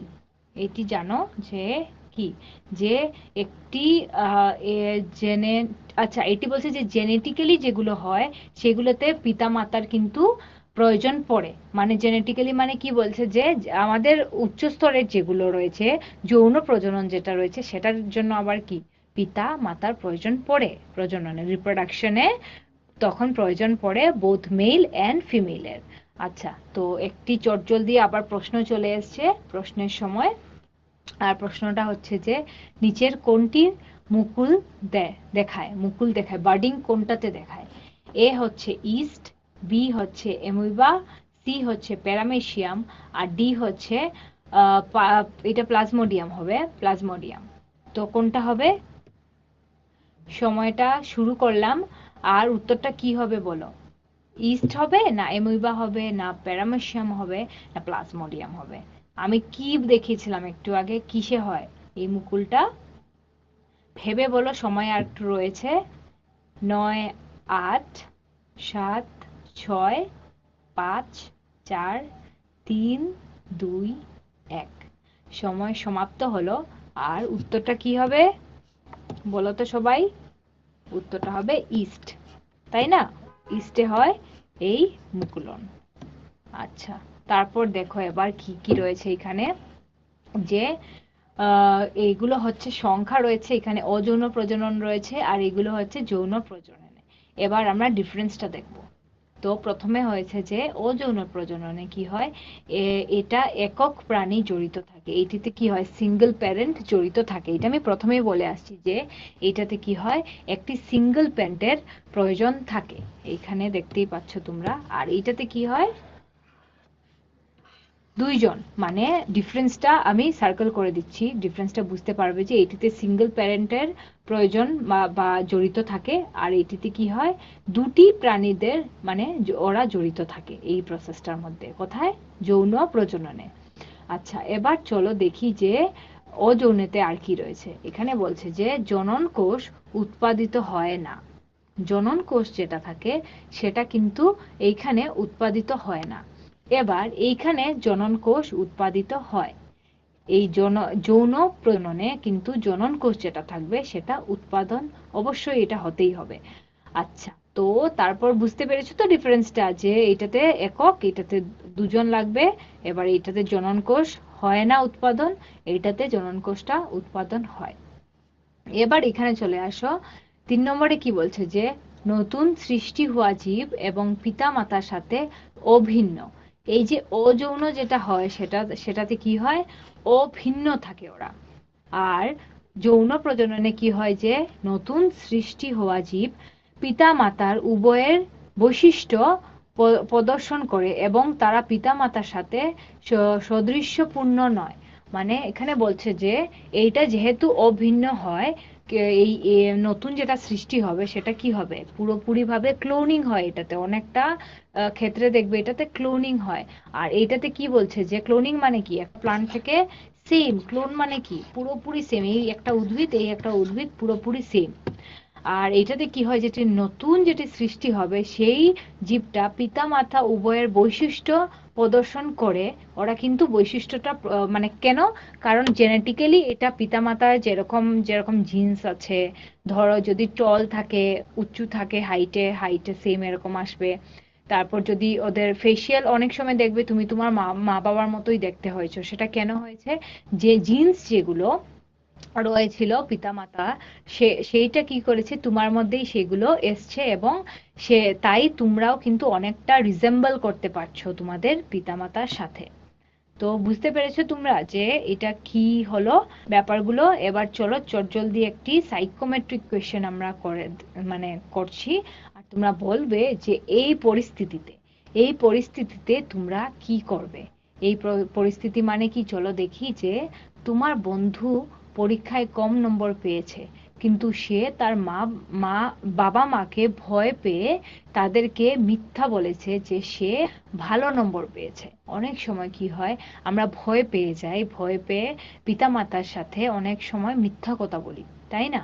তো পরীক্ষায় তোমার একটা বন্ধু কি করেছে, নম্বরটা অনেক কম পেয়েছে পরীক্ষায়, তাই কিন্তু সে তার মা বাবাকে খুব ভয় পায়, তাই ও কি করেছে, মিথ্যা কথা বলেছে। এবার মিথ্যা কথা বলে কি কি বলেছে, যে ভুল নম্বর বলেছে, হয়তো বেশি কোনো একটা নম্বর বলেছে। তো তুমি কিভাবে এই পরিস্থিতি সামলাবে? এবার এই পরিস্থিতিটা তুমি কিভাবে সামলাবে সেটা তোমরা বলো। তো প্রথমে এ হচ্ছে তোমার বন্ধুকে তার পিতা মাতার কাছে মিথ্যা বলা চালিয়ে যেতে উৎসাহ করবে।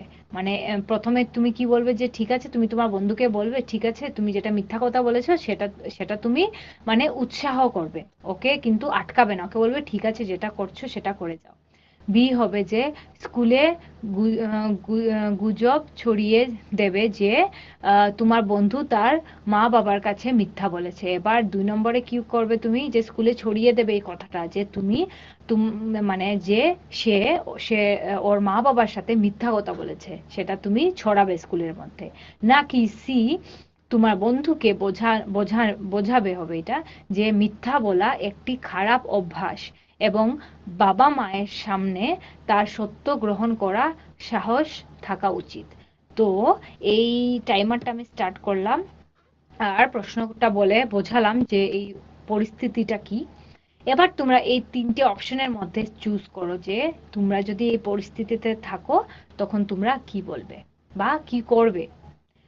তো বলো কি করবে তোমরা, তোমার বন্ধুকে কি বলবে? উৎসাহ করবে মিথ্যা কথায়, নাকি স্কুলে ছড়িয়ে দেবে এই মিথ্যা কথাটা যে ওর মা বাবাকে বলছে, নাকি সি তুমি বোঝাবে ওকে যে এটা ভুল? সময় সমাপ্ত হলো। আর তোমাদের দেখছি যে উত্তরটা কি দিয়েছো, কি দিয়েছো তোমরা সবাই উত্তরটা দিয়েছো সি। ভেরি গুড, তোমরা বোঝাবে, তাই না? তোমরা তোমাদের বন্ধুকে বোঝাবে যে মিথ্যা কথা বলাটা খুব খারাপ অভ্যাস, তাই না? আর তোমাদের মা বাবার সামনে সেটা সত্যটা গ্রহণ করা উচিত, কারণ মিথ্যা কথা বেশি দিন লুকানো যায় না।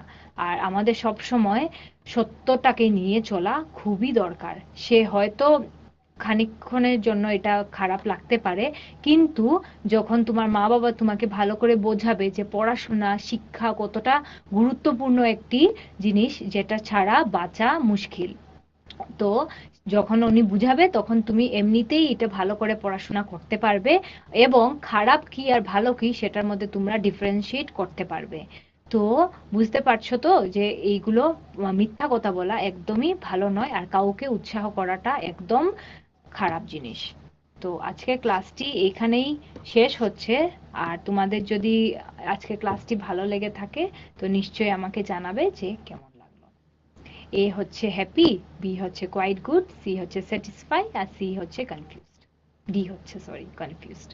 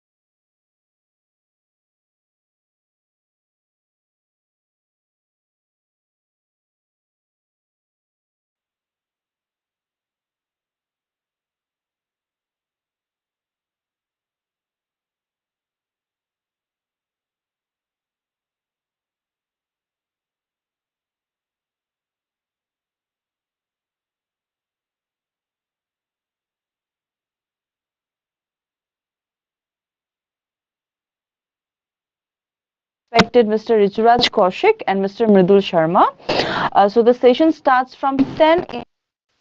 We expect you to be present so that you also come to know a lot of facts, essentials about first aid in emergencies. So on this note, welcome to our classes today and let's get started, right? Okay. So let's see what do we have for us today. What do you see here? ছেলেটা কি করছে? Yeah, he's cleaning the floor, right? He's mopping the floor. Floorটা পরিষ্কার করছে. Okay. So he says, I have a lot of work to do. I have a lot of work to do. আমার অনেক কাজ করার আছে. Right? I have a lot of work to do. Then he says, you see, we have highlighted I and we have also highlighted have. Why? We will come to know. Now look at this. What are they doing? Look at this carefully. Okay. So what are they doing? Yes, these two boys are playing carom, right? So here we will say, okay, let's look at it once again and figure out what the boys playing carom have to say, right? Okay, now let's go ahead and look at this again. So they are playing carom and let's see what do they have to say next. Okay. All right. Now the boy says he has to win 3 games to make it to the finals. Okay. So he has to win 3 games to make it to the finals. Okay. So he has. Earlier in the earlier sentence it was I have. Now he has. Right. So he has to win 3 games to make it to the finals. Okay. Next, what do we have? What is it? It's an airport, right? So the sentence is Louis had to arrive at the airport at 3 p.m. Louis had to arrive at the airport at 3 p.m. So this is had. So earlier we had have, our first sentence, second sentence was has, third sentence is had, right? So Louis had to arrive at airport at 3 p.m. Now what do we have? The sentence says we will be having a party tomorrow. We will be having a party tomorrow. So now it's having. So have, then we had has, then we had had, and now we are having, right? Okay, so we will be having a party tomorrow, right? So what is this all about? Now let's come to know. Have is an irregular verb that can be used as a main or an auxiliary verb. So earlier classes when we were doing tense, I explained it to you what is the meaning of regular and irregular verb, right? So regular verbs are those with which if we use ed or d, the past forms can be created. Stored, okay, trunked. So this is how it is regular verb. And what is irregular verb? Irregular verb means where the verb changes the form of it, like drink, drank, swim, swam. Okay, so these are irregular verbs. So have is also an irregular verb which can sometimes used as an auxiliary verb or sometimes as a main verb, right? Okay, so it's what are its forms now? What are the different forms of have verb? The different forms are have, has, had, and having. We read sentences of each form, right? We read each one sentence of each of the forms, right? Okay. Now what do you see here? 2 boys sitting in a classroom and asking each other, do you have a pencil? So do you have, okay, forms of have verb. Do you have a pencil, right? Okay. Then what are these people doing? All right, they are talking, right? So one of the boys says, I have 2 brothers and 1 sister. I have 2 brothers and 1 sister, right? Okay, so again I have. You know already that when it's plural, more than one, we use have. In case of singular, we use has, right? Yeah. So I have 2 brothers and 1 sister, right? So I have. Clear? So how does this function? Now what are these people doing? They are gossiping, right? So the sentence is We had a great time. So have, has, now had. We had a great time. We had a great time. Now had, another form of have verb, right? Another form of have verb. We had a great time. Now next, what are these boys doing? They are playing, right? Kabaddi, possibly. Now the children were having a playful competition. The children were having a playful competition. So were having, has, have, had, now having. The children were having a playful competition, right? So you understood the different forms. What are the different forms we have of have verb? Different forms are has, have, had, and having, right? So the children were having a playful competition. Clear? Now, have as a main verb. So, as a main verb, have has several different uses, but it's most commonly used to indicate possession. So, have has many usages, but in general and most commonly, have is used to indicate possession, that you have something, right? তো have শব্দটার অনেক রকমের usages আছে verb হিসেবে, but যেটা most common use have এর সেটা হচ্ছে কি, যেটা মানে হচ্ছে কি possession, যে আমি কিছু possess করি, আমার কাছে এটা আছে, I have this watch, okay, I have this toy, I have this phone, right? So possession. Now what is the boy doing? He is cleaning the walls, right? So I have scrubbed the walls. So I have scrubbed the walls. Clear? So I have. Now what can we say next about this? I have scrubbed the walls.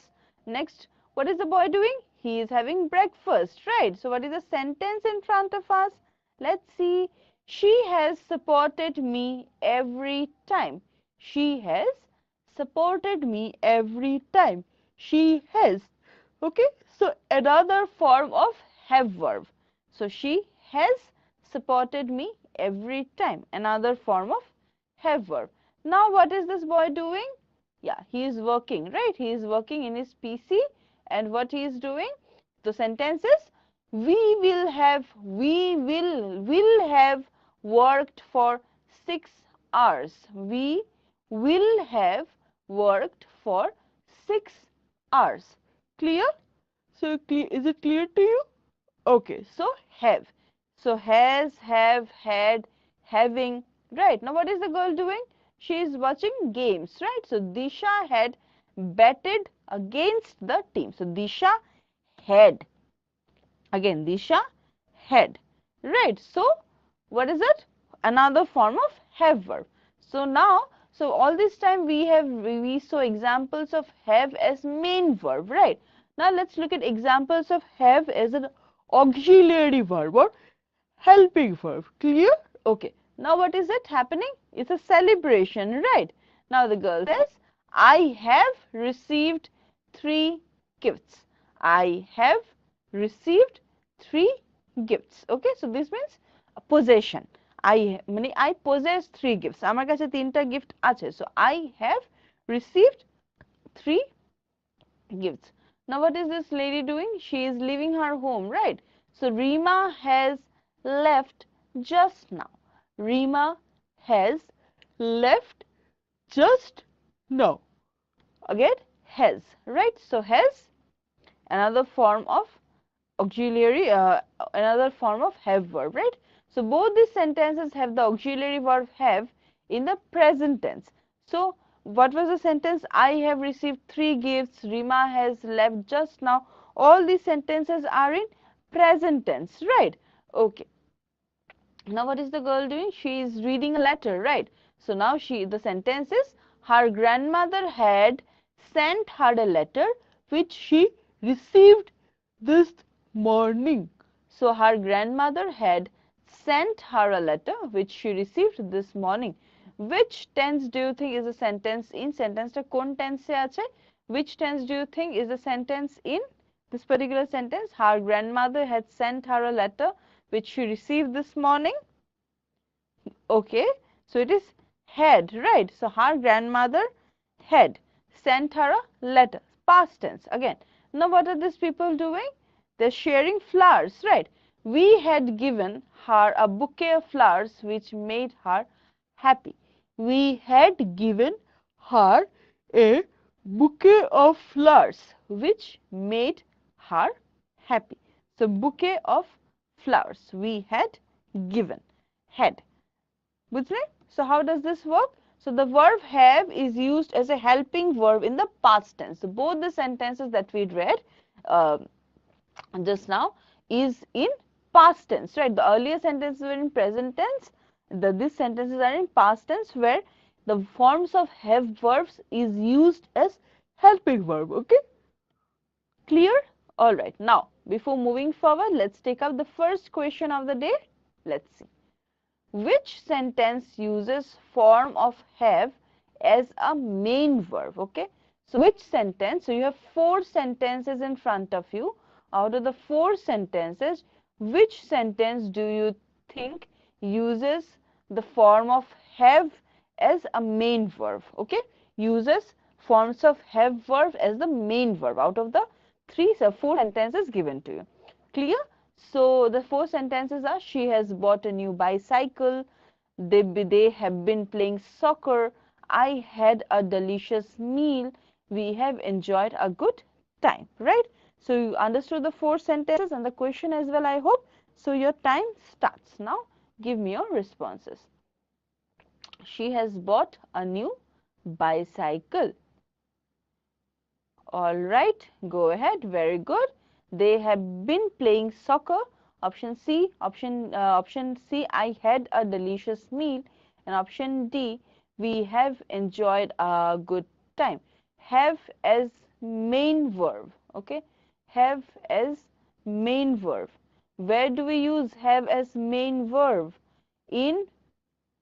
All right. So have as main verb is used where? Okay, it is the correct answer is option C. I had a delicious meal. Here, have is used, the form of have verb that is had is used as the main verb, right? Okay, now let's move ahead and see what do we have. Now look at this table carefully. Carefully, table take dekho. Let's start. So these on this side you see these are the first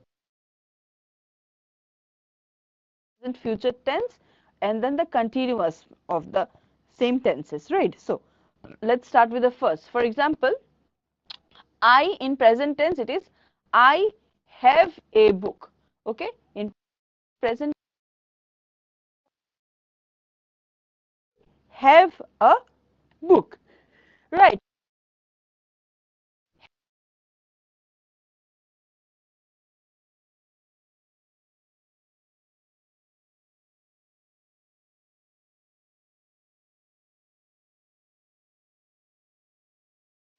Then we right book.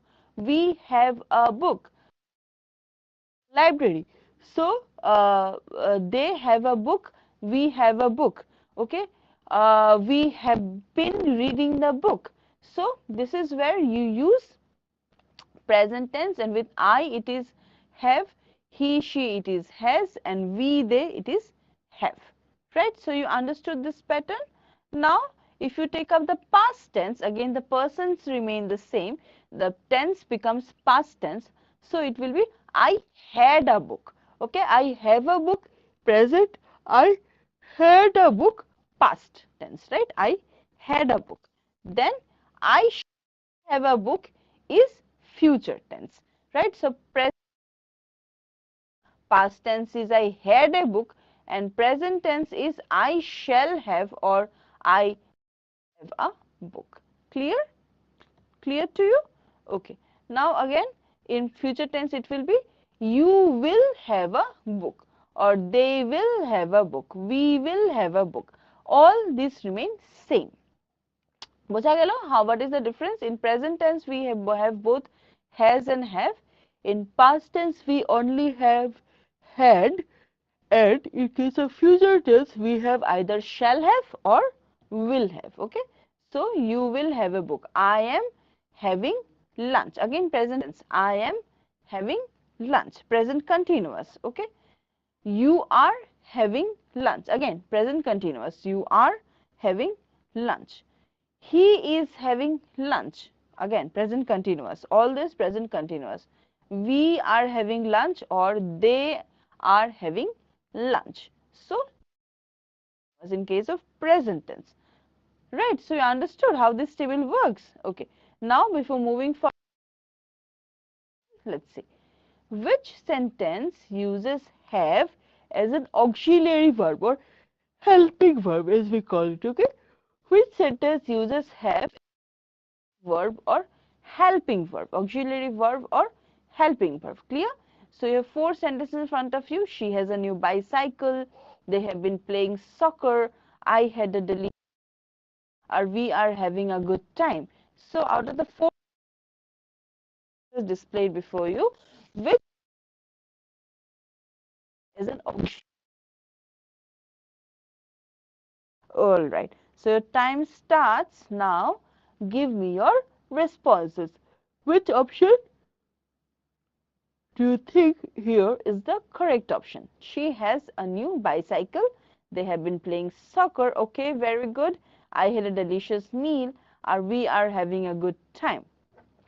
All right, go ahead. Very good. Uses have as an auxiliary or helping verb, right? All right, very good. So the correct response is option B. They have been playing soccer. Option B, right, where have is used as an auxiliary verb. Okay. Now let's solve this exercise. Fill in the blank in the following paragraph with the appropriate forms of the verbs given in brackets. So we have a sentence, we have a paragraph in front of us. আমাদের সামনে একটা paragraph আছে। সেই প্যারাগ্রাফটা solve করতে হবে কিভাবে? With using the appropriate forms of the verbs in the blanks, right? Okay, now let's start. Today is a special day, Rima thought. Grandma dash such a beautiful letter. So have sent the change hoy ki hobe? How are you going to change have sent? So grandma dash such a beautiful letter, grandma. Yes, very good. The grandma has sent such a beautiful letter because we are talking about today, present tense, আজকের ঘটনা, today. Okay, so grandma has sent such a beautiful letter. I wish she dash here herself. তো has come. তো কি হবে change হয়? I wish she dash here herself. The form is has come. How are you going to change it? I wish she had come. Very good. I wish she had come here herself, but she dash ill and can't come. The clue is have fall.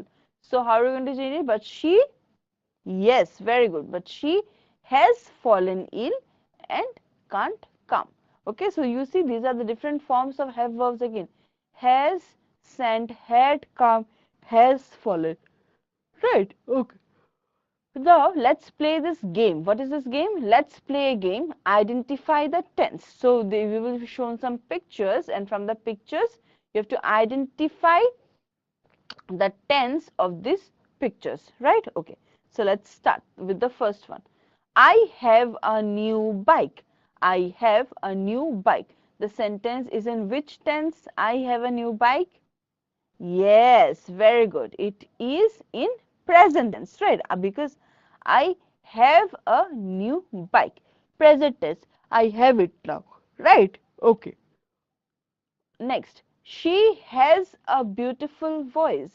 She has a beautiful voice. Again, which tense is it in? She has a beautiful voice. Which tense is it in? What do you think?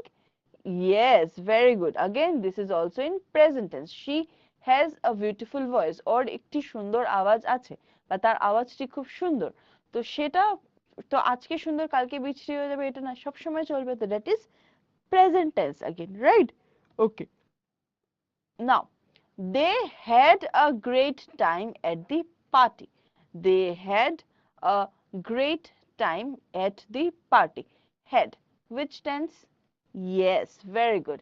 Had is past tense, right? So, had is past tense. They had a great time at the party. Had is past tense. Clear to you? Okay. Now, he had never been to the zoo before. He had never been to the zoo before. So how are you going to write it? He had never been to the zoo before. Which tense is it in? Yes, very good. This is again in past tense. He had never been to the zoo before, right? So past tense again. Acha. Now, we will be having a picnic tomorrow. We will be having a picnic tomorrow. Which tense is it in? We will be having a picnic tomorrow. It's tomorrow. Yeah, it is future tense, right? So we will be having a picnic tomorrow. Future tense. Clear? Okay. Now look at this. I will have an important presentation next week.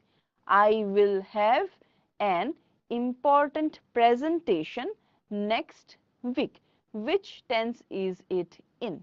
Okay, so which tense is it in? I will have an important presentation next week. Which tense? Next week. Very good. It is again in future tense, right? Okay, so you now look at this. She enjoys having ice cream on a hot day. So are you enjoying this game? Okay, now look at this. She enjoys having ice cream on a hot day. Which tense? She enjoys having ice cream on a hot day. Which tense is it in? Yes, very good. This is again in present tense, right? She enjoys having ice cream on a hot day. Present tense. Now, you have to finish your homework before going out. You have to finish your homework before going out. Again, which tense is it in? You have to finish your homework before going out. Yes, very good. This is again in present tense. Means now you have to finish your homework before you go out. Clear? Okay. Now, all right. So let's take up this particular question, the third question of the day. Let's see. Choose the correct form of have to complete the sentence, right? So, did you understand the question? So, you have a sentence in front of you, and what you have to do is you have to choose the correct form of have verb in order to complete the sentence. So, what is the sentence? The sentence is she dash two brothers and one sister. She dash two brothers and one sister. So, which form of have verb is appropriate for this particular sentence? She dash two brothers and one sister. So your four options are A has, B had, C having, or D have. So which option do you think is the correct option? Clear? So your time starts, and now give me your responses. She dash two brothers and one sister. Okay, very good. Those who haven't responded, respond quickly. Your time is going to get over soon. All right. Chalo, go ahead. Okay. All right. Look at all the options. And then, okay. So, all those who have opted for option A is the correct option. Option A যারা যারা select করেছো তারা correct উত্তর দিয়েছো. Option A is the correct option. She has two brothers and one sister. She has two brothers and one sister. Now, why B, C and D are wrong? Let's see. Option B তে আছে কি she had two brothers and one. She had means past tense, means she had earlier, now she doesn't have. How can it be? If you have brothers and sisters, সব সময় আছে, right? So she had two brothers and one sister. Wrong. She has. Again, look at option C. She having two brothers and one sister. Wrong. Okay. Option D. She have two brothers and one sister. No. She singular, so it will be has. Have sits with plural, right? So she has two brothers and one sister. Option A correct. Clear? Okay. Now let's move forward and let's see. Complete the sentence with the right form of have looking at the clue. Okay, so we have to complete some sentences where there will be clue for us as in which tense, and then we have to fill up the sentence with the right form of have verb, right? Okay, so your time starts now. Let's get started. Okay, what is it? What is the family doing? Oh my god, they're eating pizza, right? Okay, so what is the sentence for us? I dash a delicious meal at that restaurant. I dash a delicious meal at that restaurant. The clue is that the sentence should be in past tense. Sentence past tense hote hobe. So in the blank, which form of have verb are you going to make it, right? So sentence have verb have verb কোন ফর্মটা use করছো? I dash a delicious meal at the restaurant. Past tense I, yes, very good. I had a delicious meal at the restaurant. I had a delicious meal at the restaurant. Clear? Okay. Next, what is this? The smartphone, right? Okay, so what is the sentence we have? The sentence is you dash a brand new smartphone.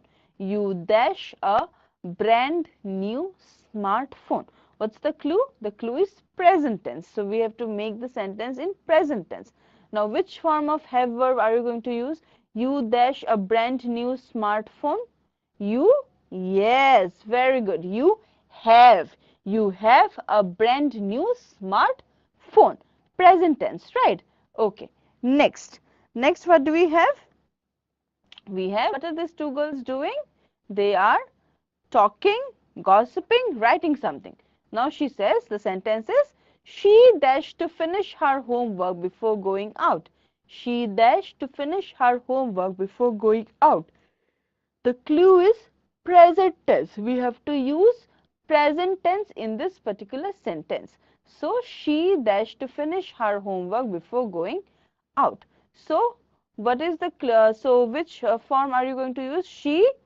Yes, very good. She has to finish her homework before going out, right? Okay. Next, what are these minions doing? Having fun, possibly, right? Okay, see, he dash a party next weekend. He dash a party next weekend. So, which form? And let's see the clue first. The clue is future tense. So, which form are you going to use? He dash a party next weekend. He? Yes, very good. He will have a party next weekend. He will have a party next weekend. Clear? Did you understand how does this work? Okay. Now, so now let's take up this question, the fourth question of the day. Let's see. Identify the sentence where have is used in the simple present tense. So, what you have to do is you have to there you have four sentences in the form of four options in front of you. তোমাদের সামনে চারটা sentence আছে চারটা অপশনের মধ্যে. So you have to identify the sentence, find out the sentence which has used have in simple present tense. তোমাকে ওই সেন্টেন্সটা আইডেন্টিফাই করতে হবে যেটা have ভার্বটাকে ইউজ করেছে in simple present tense. ঠিক আছে? In simple present tense. Clear? So four sentences are they have gone to the store. I have a dog named Max. We have been studying all day. They are having food. Right? So these are the four options in front of you. Now go ahead and give me your responses. Which option or which sentence do you think uses the simple present tense form of have verb? Right? Okay. Chalo. Go ahead and tell me. Go ahead and give me your responses. Think, read all the options carefully, think and then answer. Chinta kore uttor dao. Think and then answer, right? Okay, so which sentence? Very good. The correct answer is option B. I have a dog named Max. Uses the form of have verb in simple present tense, right? Okay, fine.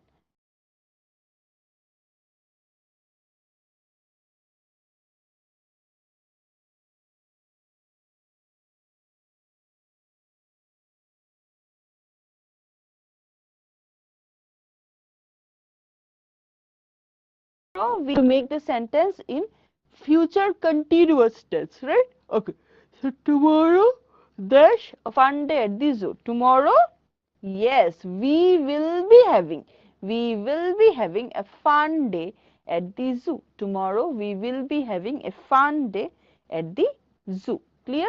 Okay. What is this? Wow, it's a beautiful beach, right? Okay. So he dash a wonderful vacation last summer. He dash a wonderful vacation last summer. What is the clue? The clue is, so how are you going to make wonderful vacation last summer? Yes, very good. He had a wonderful vacation. Clear? Okay. Next. Right. Okay. Sarah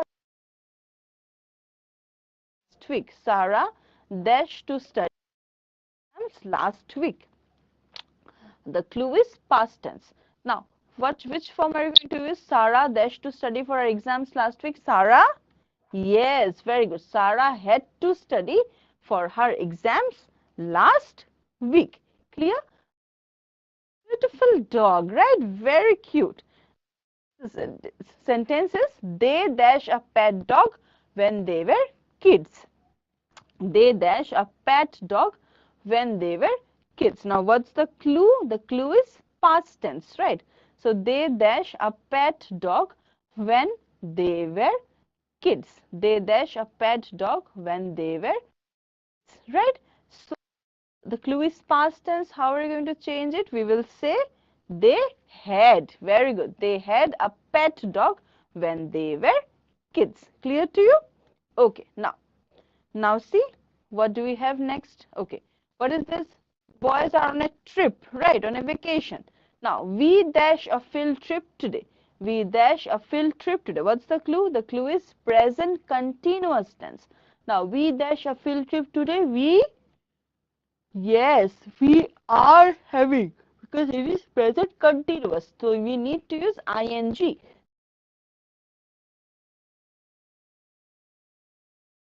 What is playing in water, right? Lots of fun playing in the water. They dash lots of fun playing in the water, right? So what's the clue? The clue is again ing, future tense plus make it during the summer. Yes, they will be having lots of fun playing in the river, right? Playing in the river. Clear to you? So you understood this, I hope. Okay. Now, what do you see? All right, so let's take up this particular question. This is our moral value-based question of the day.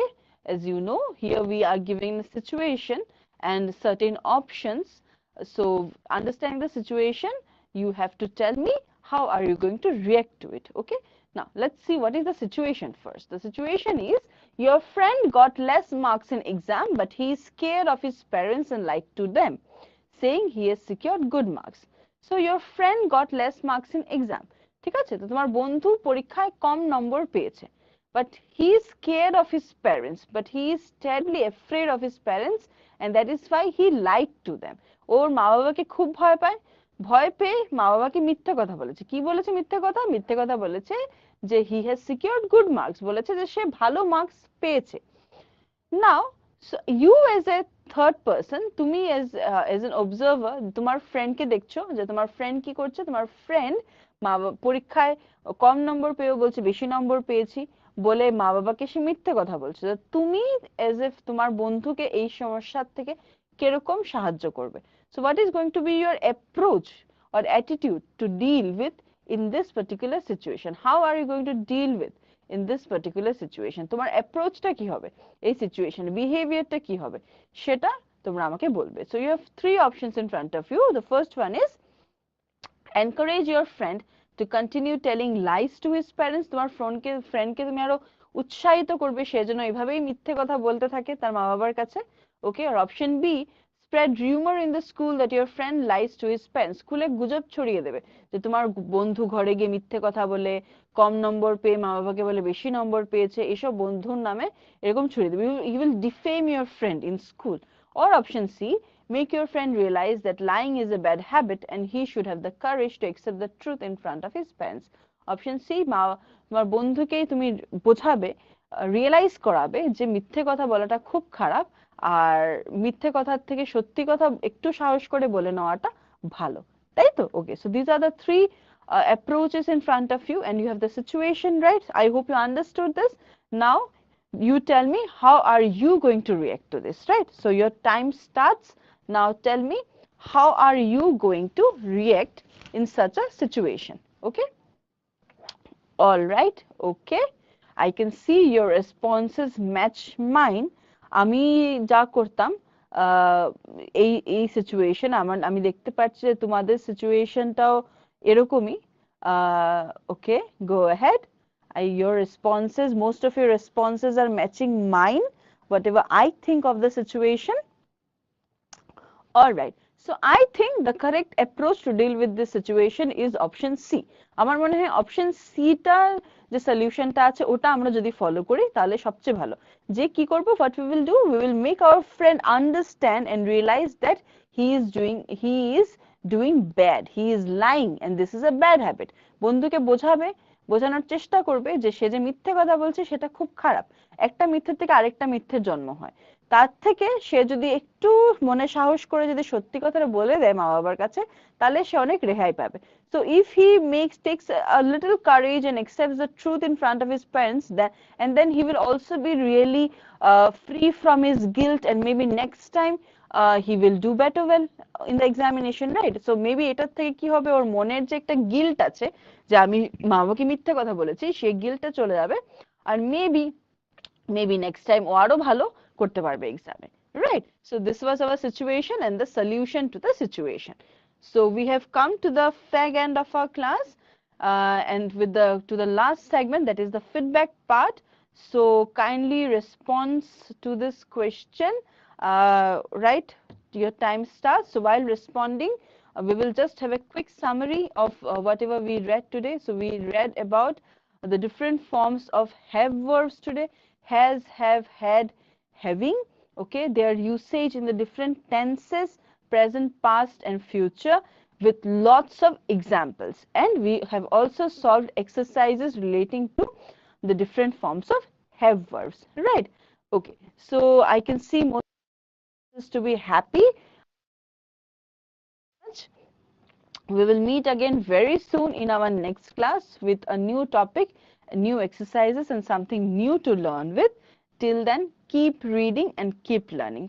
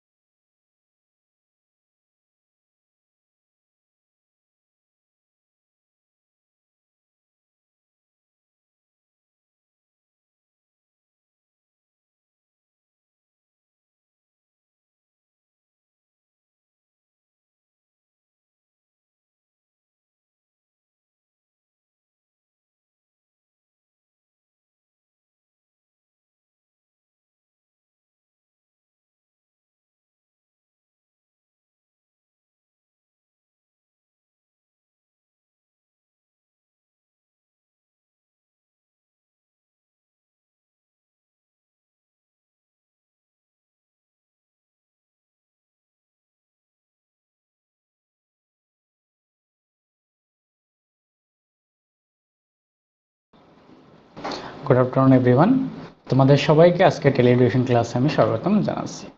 তো students, আমরা last ক্লাসে তথ্যর বিষয়ে শিখছিলাম, কীরকমভাবে সংগঠিত তথ্য থেকে আমরা কতগুলো প্রশ্ন উত্তর করতে পারি, অর্গানাইজ ডেটা, র ডেটা। ওকে, তো আজকের ক্লাসেও আমরা কী করবো, সংগঠিত তথ্যের উপরে অধ্যয়ন করব। ওকে, তো আমাদের এখানে দেওয়া আছে যে পঞ্চম শ্রেণীর গ্রেড মূল্যায়ন পরীক্ষা আমাকে তথ্য দেওয়া আছে, ডেটা দেওয়া আছে। যেমন মোট 10 নম্বরের মূল্যায়নে 30 জন ছাত্রছাত্রীর নম্বর নিচের তালিকার দেওয়া ধরনের। ওকে, আমাদেরকে একটি কি দেওয়া আছে, তথ্য দেওয়া আছে। যেমন মোট 10 নম্বরের মূল্যায়নে 30 জন ছাত্রছাত্রীর নম্বর এখানে দেওয়া আছে। যেমন এগুলো দেখছে কতজনে 8 পেয়েছে, কতজনে 7 পেয়েছে, কতজনে 3 পেয়েছে। ওকে, তো এখানে আমাদের 30 জন ছাত্রছাত্রীর 10 নম্বরের ভিতরে কত পেয়েছে তার তথ্য আমাদেরকে দেওয়া আছে। ওকে, তো এখন দেখো এই নম্বরগুলো নিচে দেওয়া ধরনের তালিকাভুক্ত করি। যেমন আমরা প্রথমে কি নিয়েছি, এখানে নম্বর নিয়েছি। যেমন 0, 1, 2, 3, 4, 5, 6, 7, 8, 9 এবং 10। 10 কেন নিয়েছি? কারণ এখানে 10 নম্বরের ভিতরে 30 জন ছাত্রছাত্রীর নম্বর দেওয়া আছে, তো ওই জন্য আমরা 10 নিয়েছি।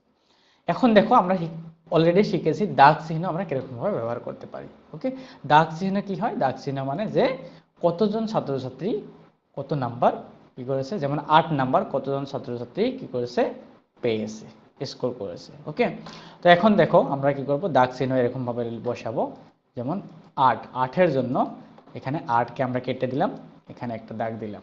ওকে, তারপর দেখো কি আছে, 7, আবার 7 কেটে দিলাম, এখানে একটি দাগ দিলাম। ওকে, সিমিলারলি 3, 3 কেটে দিলাম, 3-এ একটি দাগ দিলাম। তো এখন আমরা কি করব, 4 কেটে দেব, 4-এ একটি দাগ দেব। ওকে, তারপর আবার 7, 7 কেটে দিলাম, এখানে আরেকটি দাগ দিলাম। ওকে, সিমিলারলি আবার 7 কেটে দিলাম, এখানে আরেকটি দাগ দিলাম। এখন আবার কি আছে, ভেরি গুড, এখানে 6 আছে, 6 এখানে কেটে দিয়ে এখানে আমরা একটি দাগ দিলাম। ওকে, তারপর দেখো কত নাম্বার আছে, 5 আছে, তো 5 এরকমভাবে কেটে দেব, এখানে 5-এর জায়গায় একটা দাগ দেব। ওকে, সিমিলারলি আবার 5 আছে, এখানে আরেকটি দাগ বসাবো। ওকে, তারপর আবার 4 আছে, এখানে আরেকটি দাগ বসাবো। তারপর 3, ওকে, এখানে একটি দাগ বসাবো। তারপর আবার 2, 2-এর জায়গায় দাগ বসাবো। ওকে, তারপর 3 আবার এখানে আসবে। তো এগুলোকে বলা হয় কি, দাগ চিহ্ন। ওকে, আবার এখানে 3 আসবে, এখানে 4, তো 4 এখানে আসবে। ওকে, সিমিলারলি এখানে 7, তো 7-এর জায়গায় আরেকটি দাগ বসাবো।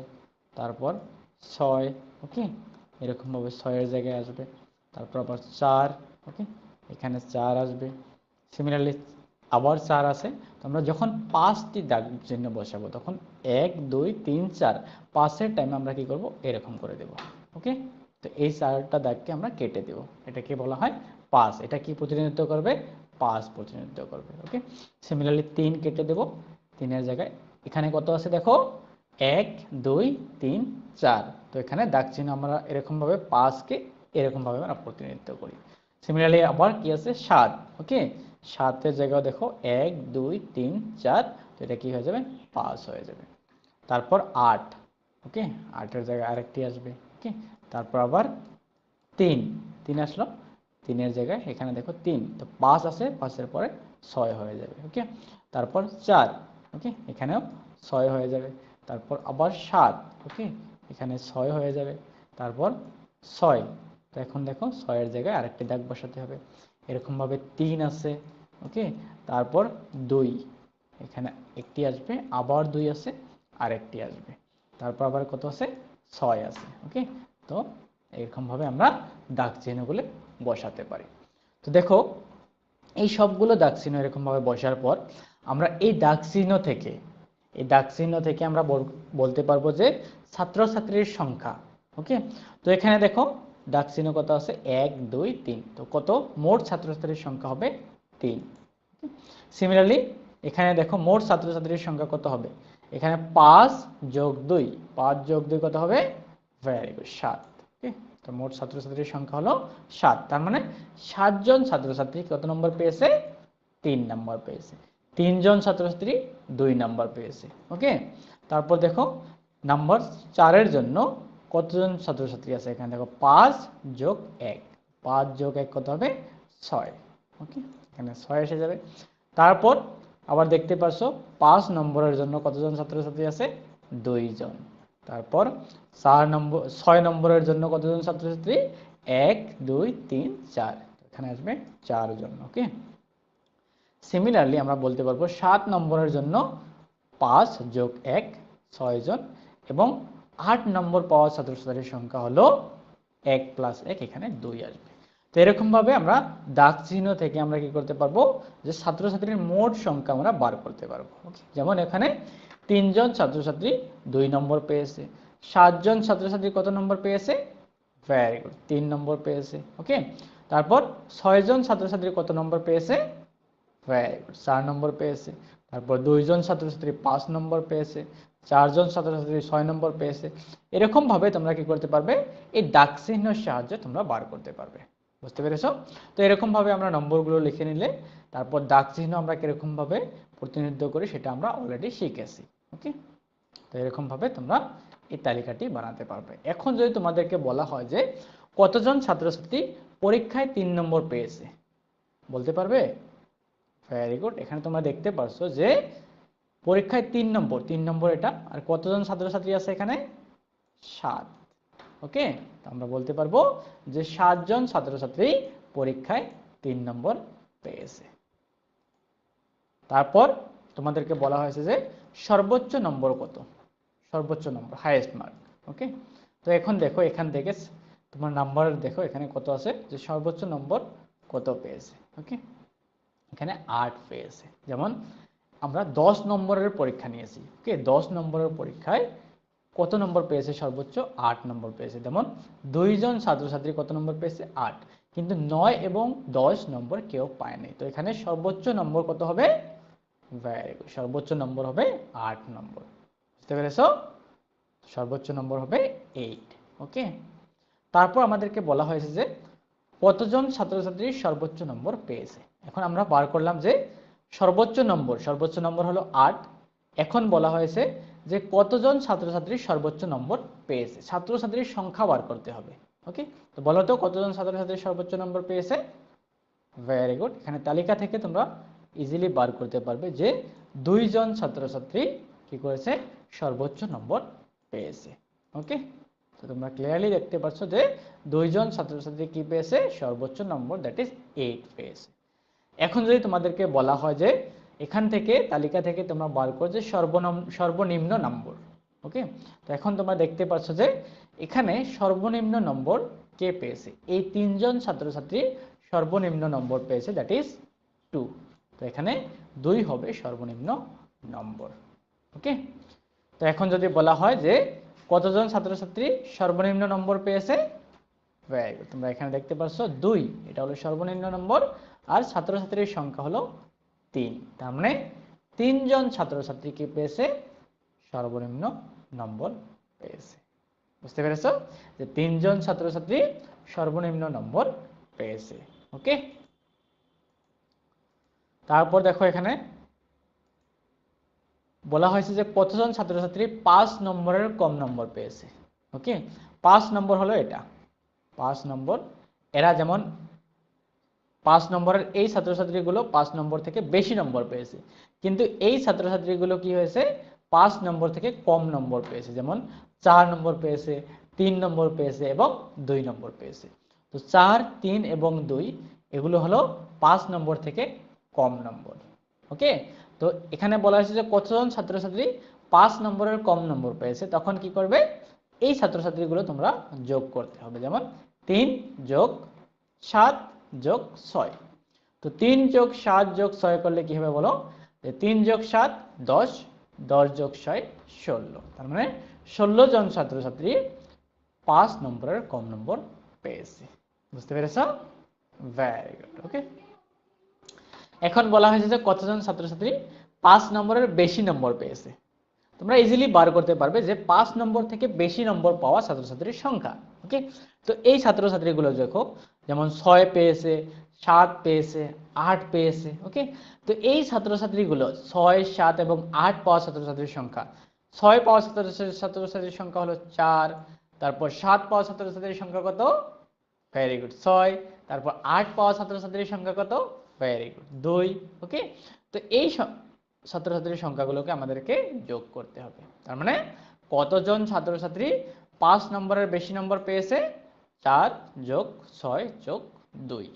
ওকে, 4 যোগ 6 যোগ 2 করলে আসবে কত? 4 যোগ 6 10, 10 যোগ 2 12। তার মানে 12 জন ছাত্রছাত্রী কি করেছে? 5 নম্বরের বেশি নম্বর পেয়েছে। ওকে, এরকম ভাবে এই তালিকা থেকে তোমরা এই প্রশ্নগুলোর উত্তর তোমরা ইজিলি করতে পারবে। ওকে, এখন আমরা একটি কার্যকলাপ নিয়েছি, কতগুলো ফুল নিয়েছি, যেমন গোলাপ ফুল নিয়েছি, জবা ফুল নিয়েছি, ডালিয়া নিয়েছি এবং বেলি ফুল নিয়েছি। ওকে, এখানে ফুলের নাম এবং দাগ চিহ্ন ব্যবহার করে তালিকাটি পূর্ণ করো। আমাদেরকে ফুলের নাম দেওয়া আছে, যেমন গোলাপ, জবা, ডালিয়া এবং বেলি। দাগ চিহ্ন ব্যবহার করে ফুলের সংখ্যা আমাদেরকে বার করতে হবে। তো আমরা দাগ চিহ্ন ইজিলি বার করতে পারবো। এখানে কয়টি আছে গোলাপে? 1 2 3 4 5 6 7। ওকে, তো এখানে 7 আসবে। জবাতে দেখো জবা কয়টি আছে? 1 2 3 4 5। তো জবাতে কত হবে? ভেরি গুড 5 হবে। তারপর ডালিয়া, ডালিয়া 1 2 3 4। তো এখানে 4টি দাগ চিহ্ন হবে। এবং বেলি, বেলি আছে 1 2 3 4 5 6 7।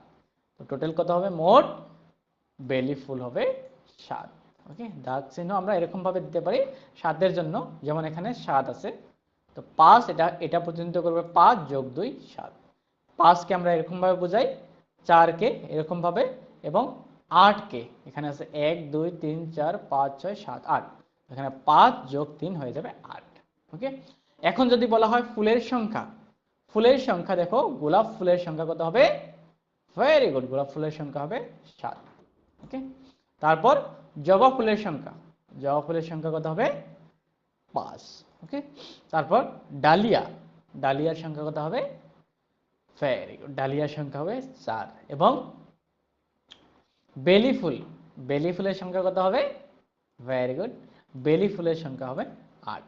এরকম ভাবে দেখো আমরা দাগ চিহ্ন থেকে কিন্তু ইজিলি আমরা ফুলের সংখ্যা বার করতে পারবো। যেমন গোলাপে আছে 7, জবাতে আছে 5, ডালিয়াতে আছে 4 এবং বেলিতে আছে 8। ওকে, এই দাগ চিহ্ন থেকে আমরা ফুলের সংখ্যা কি করতে পারবো? ইজিলি আমরা বার করতে পারবো। এখন এই তালিকা থেকে আমরা কতগুলো, এই যে তথ্য দেওয়া আছে আমাদেরকে, ডেটা দেওয়া আছে, এই তালিকাগুলো থেকে আমরা কতগুলো প্রশ্ন আমরা উত্তর করতে পারবো। যেমন এখানে আমাদেরকে দেওয়া হয়েছে যে কোন ধরনের ফুল বেশি ফুটি আছে। এখানে তোমরা দেখতে পাচ্ছ গোলাপ, জবা, ডালিয়া এবং বেলি, এই 4টি ধরনের ফুল থেকে কোন ধরনের ফুল বেশি ফুটি আছে। তোমরা অলরেডি জানো, এখানে তোমরা দেখতে পাচ্ছ যে কোন ধরনের ফুল বেশি ফুটি আছে। ভেরি গুড, বেলি ফুল, বেলি ফুল বেশি ফুটি আছে। কারণ বেলি ফুলে দেখো তোমরা কয়টি ফুল ফুটি আছে? 1 2 3 4 5 6 7 8। আমরা বলতে পারি যে বেলি ফুল বেশি ফুটি আছে। ওকে, এখন বলা হয়েছে যে কোন ধরনের ফুল সবচেয়ে কম ফুটি আছে। বলো তো, কোন ধরনের ফুল সবচেয়ে কম ফুটি আছে?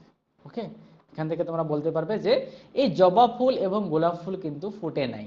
ওকে, কিন্তু ফুল কি ফুটেছে? ডালিয়া এবং বেলি। তো ডালিয়া এবং বেলি থেকে দেখো বেলি সবচেয়ে বেশি ফুটেছে, তো ডালিয়া কি হবে? সব থেকে কম ফুটিয়েছে। ওকে, যেমন ডালিয়া 4টি ফুটিয়েছে এবং বেলি 8টি ফুটিয়েছে। ওকে, এখন বলা হয়েছে মোট মোট কত ফুল ফুটছে। ওকে, তো মোট কত ফুল ফুটছে যদি বলা হয়, তার মানে আমরা কি করতে হবে? ভেরি গুড, 4 যোগ 8।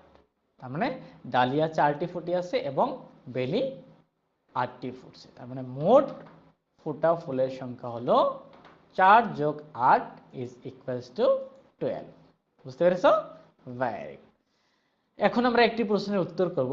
তোমাদের সামনে দেওয়া আছে, যেমন দাগ চিহ্ন ব্যবহার করে নিচের কোনটি 9টি সংখ্যাকে প্রতিনিধিত্ব করে। যে এই যে এখানে দেওয়া আছে এ বি সি এবং ডি, এই দাগ চিহ্ন থেকে নিচের কোনটি সংখ্যা 9কে প্রতিনিধিত্ব করবে। ওকে, তো এর জন্য আমি তোমাদেরকে 15 সেকেন্ডের সময় দেব এবং তোমাদের সময় আরম্ভ করছি। ওকে, তো এই 15 সেকেন্ডের ভিতরে তোমরা এর উত্তরটি আমাকে দিতে হবে। আমরা অলরেডি শিখেছি যে দাগ চিহ্ন ব্যবহার করে আমরা কিরকম ভাবে বার করতে পারবো কোনটি দাগ চিহ্ন কত নাম্বার প্রতিনিধিত্ব করছে, কোনটি দাগ চিহ্ন কত নাম্বার প্রতিনিধিত্ব করছে, সেটা আমরা অলরেডি বার করতে পারবো, শিখছি। ওকে, তো তোমাদের সময় শেষ হয়েছে। এখন দেখো সংখ্যা 9 এর কথা বলা হয়েছে। ওকে, এখানে দেখো অপশন এ, এটা এরকম ভাবে আমরা প্রতিনিধিত্ব করি না। অপশন বি তে দেওয়া আছে 1 2 3, তারপর এখানে কেটে দেওয়া হয়েছে, এটাও প্রতিনিধিত্ব করি না। অপশন সি 1 2 3 4, আবার এখানে 5টা দিয়েছি তারপরে কেটে দিয়েছি, এরকম ভাবে প্রতিনিধিত্ব করি না। তো অপশন ডি হবে কারেক্ট অপশন। এখানে 5 ওকে যোগ 4, 5 যোগ 4 কি হবে 9 হয়ে যাবে। তার মানে অপশন ডি কি হবে শুদ্ধ উত্তর হবে। বুঝতে পেরেছো? Very good. আমরা অলরেডি শিখেছি কোন দাগ চিহ্নয় কত সংখ্যা প্রতিনিধিত্ব করে। ওকে, এখন দেখো আমাদেরকে ষষ্ঠ শ্রেণী এবং সপ্তম এবং অষ্টম শ্রেণীর তথ্য দেওয়া আছে। যেমন একটি বিদ্যালয়ের ষষ্ঠ, সপ্তম, অষ্টম এই 3টি শ্রেণীর মোট 40 জন ছাত্রছাত্রীকে প্রতিভা সন্ধানী পরীক্ষার জন্য বাছাই করা হয়েছে এবং তাহাদের বয়স নিচের তালিকায় দেওয়া ধরনের। আমাদের বছর হিসেবে দেওয়া আছে, যেমন 9 বছর দেওয়া আছে, 10 বছর দেওয়া আছে, 11 বছর দেওয়া আছে, 12 এবং 13 বছর দেওয়া আছে। ওকে, নিচের তালিকায় দেওয়া আছে। তো এখন এই তালিকাটি আমাদেরকে পূর্ণ করতে হবে। যেমন তালিকাটি কিরকম ভাবে পূর্ণ করতে হবে, যেমন আমাদেরকে দেওয়া আছে বয়স, বছর হিসেবে দেওয়া আছে 9 বছর, 10 বছর, 11 বছর, 12 বছর এবং 13 বছর। এখানে দেওয়া আছে দাগ চিহ্ন এবং ছাত্রছাত্রীর সংখ্যা। এখন দেখো দাগ চিহ্ন দিয়ে আমাদেরকে বার করতে হবে। ওকে, যেমন 9 বছর, ওকে 9 এখানে কেটে দিলাম, এখানে আসলো 1। তারপর আবার 9 বছর, এখানে আসলো আর একটি দাগ, এবং 10 বছর, তো এখানে আসলো একটি দাগ। আবার 9 বছর, এখানে আসলো আর একটি দাগ। ওকে, আবার 10 বছর, এখানে আসলো 10 বছরের জায়গায় একটি দাগ। এখন 11 বছর, এখানে আসলো 11 বছর, এখানেও 11, এখানে আসলো 11 বছরের দাগ। ওকে, এখানেও 11 আছে, আবার 11 বছর, তারপর আবার 10। ওকে, তো এখানে আসবে 10। সিমিলারলি আবার 9, এখানে 9 আসবে, আবার 9, তো এখানে 4টি হয়ে গেছে, তো 5-এর জন্য আমরা এটা কেটে দেব। তারপর আবার 9, আবার এখানে আসবে, আবার 10। ওকে, এখানে আসবে 10, তারপর আবার 10। ওকে, আমরা 5-এর জন্য কেটে দিলাম। তারপর আবার 11, 1 2 3 4। ওকে, তো 11-এর জন্য 1 এসে গেল, এখানে কেটে দিলাম, আবার 1 2। ওকে, তারপর আবার 10। ওকে, 10 কে আবার এরকম ভাবে দিলাম। ওকে, তারপর আবার 9, আবার 9, এরকম ভাবে তোমরা দাগ চিহ্ন ব্যবহার করে তোমরা কি করতে হবে, এই তালিকাটি পূর্ণ করতে হবে। ওকে, সবগুলো কেটে দেওয়ার পর তোমরা দেখো 9 এ কতটি আছে, 1 2 3 4 5 6 7 8 9 10 11, 11 আছে 9 এ। এখানে 5 আসলো, এখানে 5 আসলো, 10 যোগ 1 11। ওকে, সিমিলারলি 10 বছর, 10 বছরে দেখো কয়টি আছে, 1 2 3 4 5 6 7 8 9 10 11 12, এরকম ভাবে তোমরা কাউন্ট করতে পারো, গণনা করতে পারো। আর 12-এর জন্য আমরা কি করব, দুটি 5, 5 5 যোগ কত হবে 10, 10 যোগ 2 হয়ে যাবে 12। ওকে, তারপর দেখো 11 বছর, 11 বছরের জন্য তোমরা নিয়ে নাও 1 2 3 4 5 6 7 8 9। ওকে, তো 11 বছরের জন্য 9টি এসে গেল। তারপর আবার 12-এর জন্য 5। ওকে, তারপর 13-এর জন্য 3। এই দাগ চিহ্নগুলো দেওয়ার পর এখন আমাদেরকে বার করতে হবে ছাত্রছাত্রীর সংখ্যা, মোট ছাত্রছাত্রীর সংখ্যা। যেমন 9 বছরে কতজন ছাত্রছাত্রী আছে, 10 বছরে কতজন ছাত্রছাত্রী আছে, 11 বছরে কতজন ছাত্রছাত্রী আছে, 12 বছর 13 বছরে কতজন ছাত্রছাত্রী আছে, সেটি আমাদেরকে বার করতে হবে। আমরা দাগ চিহ্ন বার করার পর আমরা ইজিলি বার করতে পারবো। যেমন বলো তো এখান থেকে যে 9 বছরের ছাত্রছাত্রীর সংখ্যা কত, পারবে? ভেরি গুড, তোমরা দেখতে পাচ্ছ 5 যোগ 5 10, 10 আর 1 11। তো 9 বছরের ছাত্রছাত্রীর সংখ্যা হলো 11। ওকে, সিমিলারলি এখন যদি বলা হয় 10 বছরের ছাত্রছাত্রীর সংখ্যা কত, দেখো 5 যোগ 5 10, 10 যোগ 2 12। ওকে, 10 বছরের ছাত্রছাত্রীর সংখ্যা হলো 12। সিমিলারলি 11 বছরের ছাত্রছাত্রীর সংখ্যা, 11 বছরের ছাত্রছাত্রীর সংখ্যা দেখো 5 যোগ 4, 5 যোগ 4 কত হবে 9। ওকে, তারপর 12 বছরের ছাত্রছাত্রীর সংখ্যা, দেখো 12 বছরের ছাত্রছাত্রীর সংখ্যা হলো 5। ওকে, তারপর 13 বছরের ছাত্রছাত্রীর সংখ্যা, 13 বছরের ছাত্রছাত্রীর সংখ্যা হলো 3। ওকে, এরকম ভাবে দাগ চিহ্ন থেকে তোমরা ছাত্রছাত্রীর সংখ্যা বার করতে পারবে। ওকে, তো এখন যদি বলা হয় যে 12 বছর থেকে কম বয়সের কতজন ছাত্রছাত্রী আছে, 12 বছর থেকে কম, যে 11 হতে পারে, 10ও হতে পারে বা 9ও হতে পারে, এগুলো হলো 12 বছর থেকে কম। তো দেখো 12 বছর থেকে কম, যেমন 11 বছরের আছে 9 জন, 10 বছরের আছে 12 জন এবং 9 বছরের আছে 11 জন। তো এই সবগুলো কি করতে হবে, যোগ করতে হবে। যেমন 11 প্লাস 12 প্লাস 9, এখানে যোগ করলে আমরা পাবো 32 জন। তার মানে 12 বছর থেকে কম বয়সের 32 জন ছাত্রছাত্রী এখানে আছে। ওকে, তারপর এখন দেখো আমাদেরকে বলা হয়েছে যে 9 বছর ও 13 বছরের মোট কতজন ছাত্রছাত্রী আছে। 9 বছর, 9 বছর এবং 13 বছর, 9 এবং 13 বছরের মোট কতজন ছাত্রছাত্রী আছে। তো বলো তো 9 বছরের কতজন ছাত্রছাত্রী আছে, ভেরি গুড, 11 জন। এবং 13 বছরের কতজন ছাত্রছাত্রী আছে, 3 জন। তো 9 বছর ও 13 বছরের মোট ছাত্রছাত্রী হলো 11 যোগ 3, দ্যাট ইজ 14 জন। ওকে, এখন বলা হয়েছে যে সবচেয়ে বেশি বছরের ছাত্রছাত্রী কতজন আছে। দেখো যে সবচেয়ে বেশি বছরের ছাত্রছাত্রী কত আছে, 3 জন। যেমন এখানে সবচেয়ে বেশি বছর হলো 13 বছর, আর 13 বছরের ছাত্রছাত্রী কতজন, 3 জন। বুঝতে পেরেছো, ভেরি গুড। এখন বলা হয়েছে যে কোন বয়সের ছাত্রছাত্রীর সংখ্যা সবচেয়ে কম, কোন বয়সের ছাত্রছাত্রীর সংখ্যা সবচেয়ে কম। তোমরা ইজিলি দেখতে পাচ্ছ যে 13 বছরের ছাত্রছাত্রীর সংখ্যা সব থেকে কম। ওকে, তারপর কোন বয়সের ছাত্রছাত্রীর সংখ্যা সবচেয়ে বেশি। ওকে, বলো তো কোন বয়সের ছাত্রছাত্রীর সংখ্যা সব থেকে বেশি, ভেরি গুড, 10 বছরের, যেমন 12 জন এখানে সব থেকে বেশি। ওকে, তো 10 বছরের ছাত্রছাত্রীর সংখ্যা সবচেয়ে বেশি। ওকে, তো আমাদেরকে আবার আরেকটি তথ্য দেওয়া আছে, ডেটা দেওয়া আছে, যেমন 30 জন ছাত্রছাত্রীর ঘরের সদস্য সংখ্যা নিচে দেওয়া ধরনের। এখানে 30 জন ছাত্রছাত্রীর ঘরের সদস্যের সংখ্যা দেওয়া আছে। এখন এই সদস্য সংখ্যাগুলো ক্রমানুসারে সাজাইয়া দাগ চিহ্নের সাহায্যে দেখাও। যেমন ছোট থেকে বড় আমরা সাজাতে হবে, যেমন 4, তারপর 5, 6, 7, 8 এবং 10। ওকে, সাজানোর পর দাগ চিহ্ন ব্যবহার করে ছাত্রছাত্রীর সংখ্যা বার করতে হবে। তো আমরা অলরেডি শিখেছি আমরা কিভাবে দাগ চিহ্ন ব্যবহার করতে পারি। ওকে, তো দেখো 4, 4-এ কয়জন আছে, 1 2 3 4 5, দাগ চিহ্ন 5 এসে যাবে। 5-এ কয়জন আছে, 4 জন। 6-এ তোমরা বার করো কতজন আছে।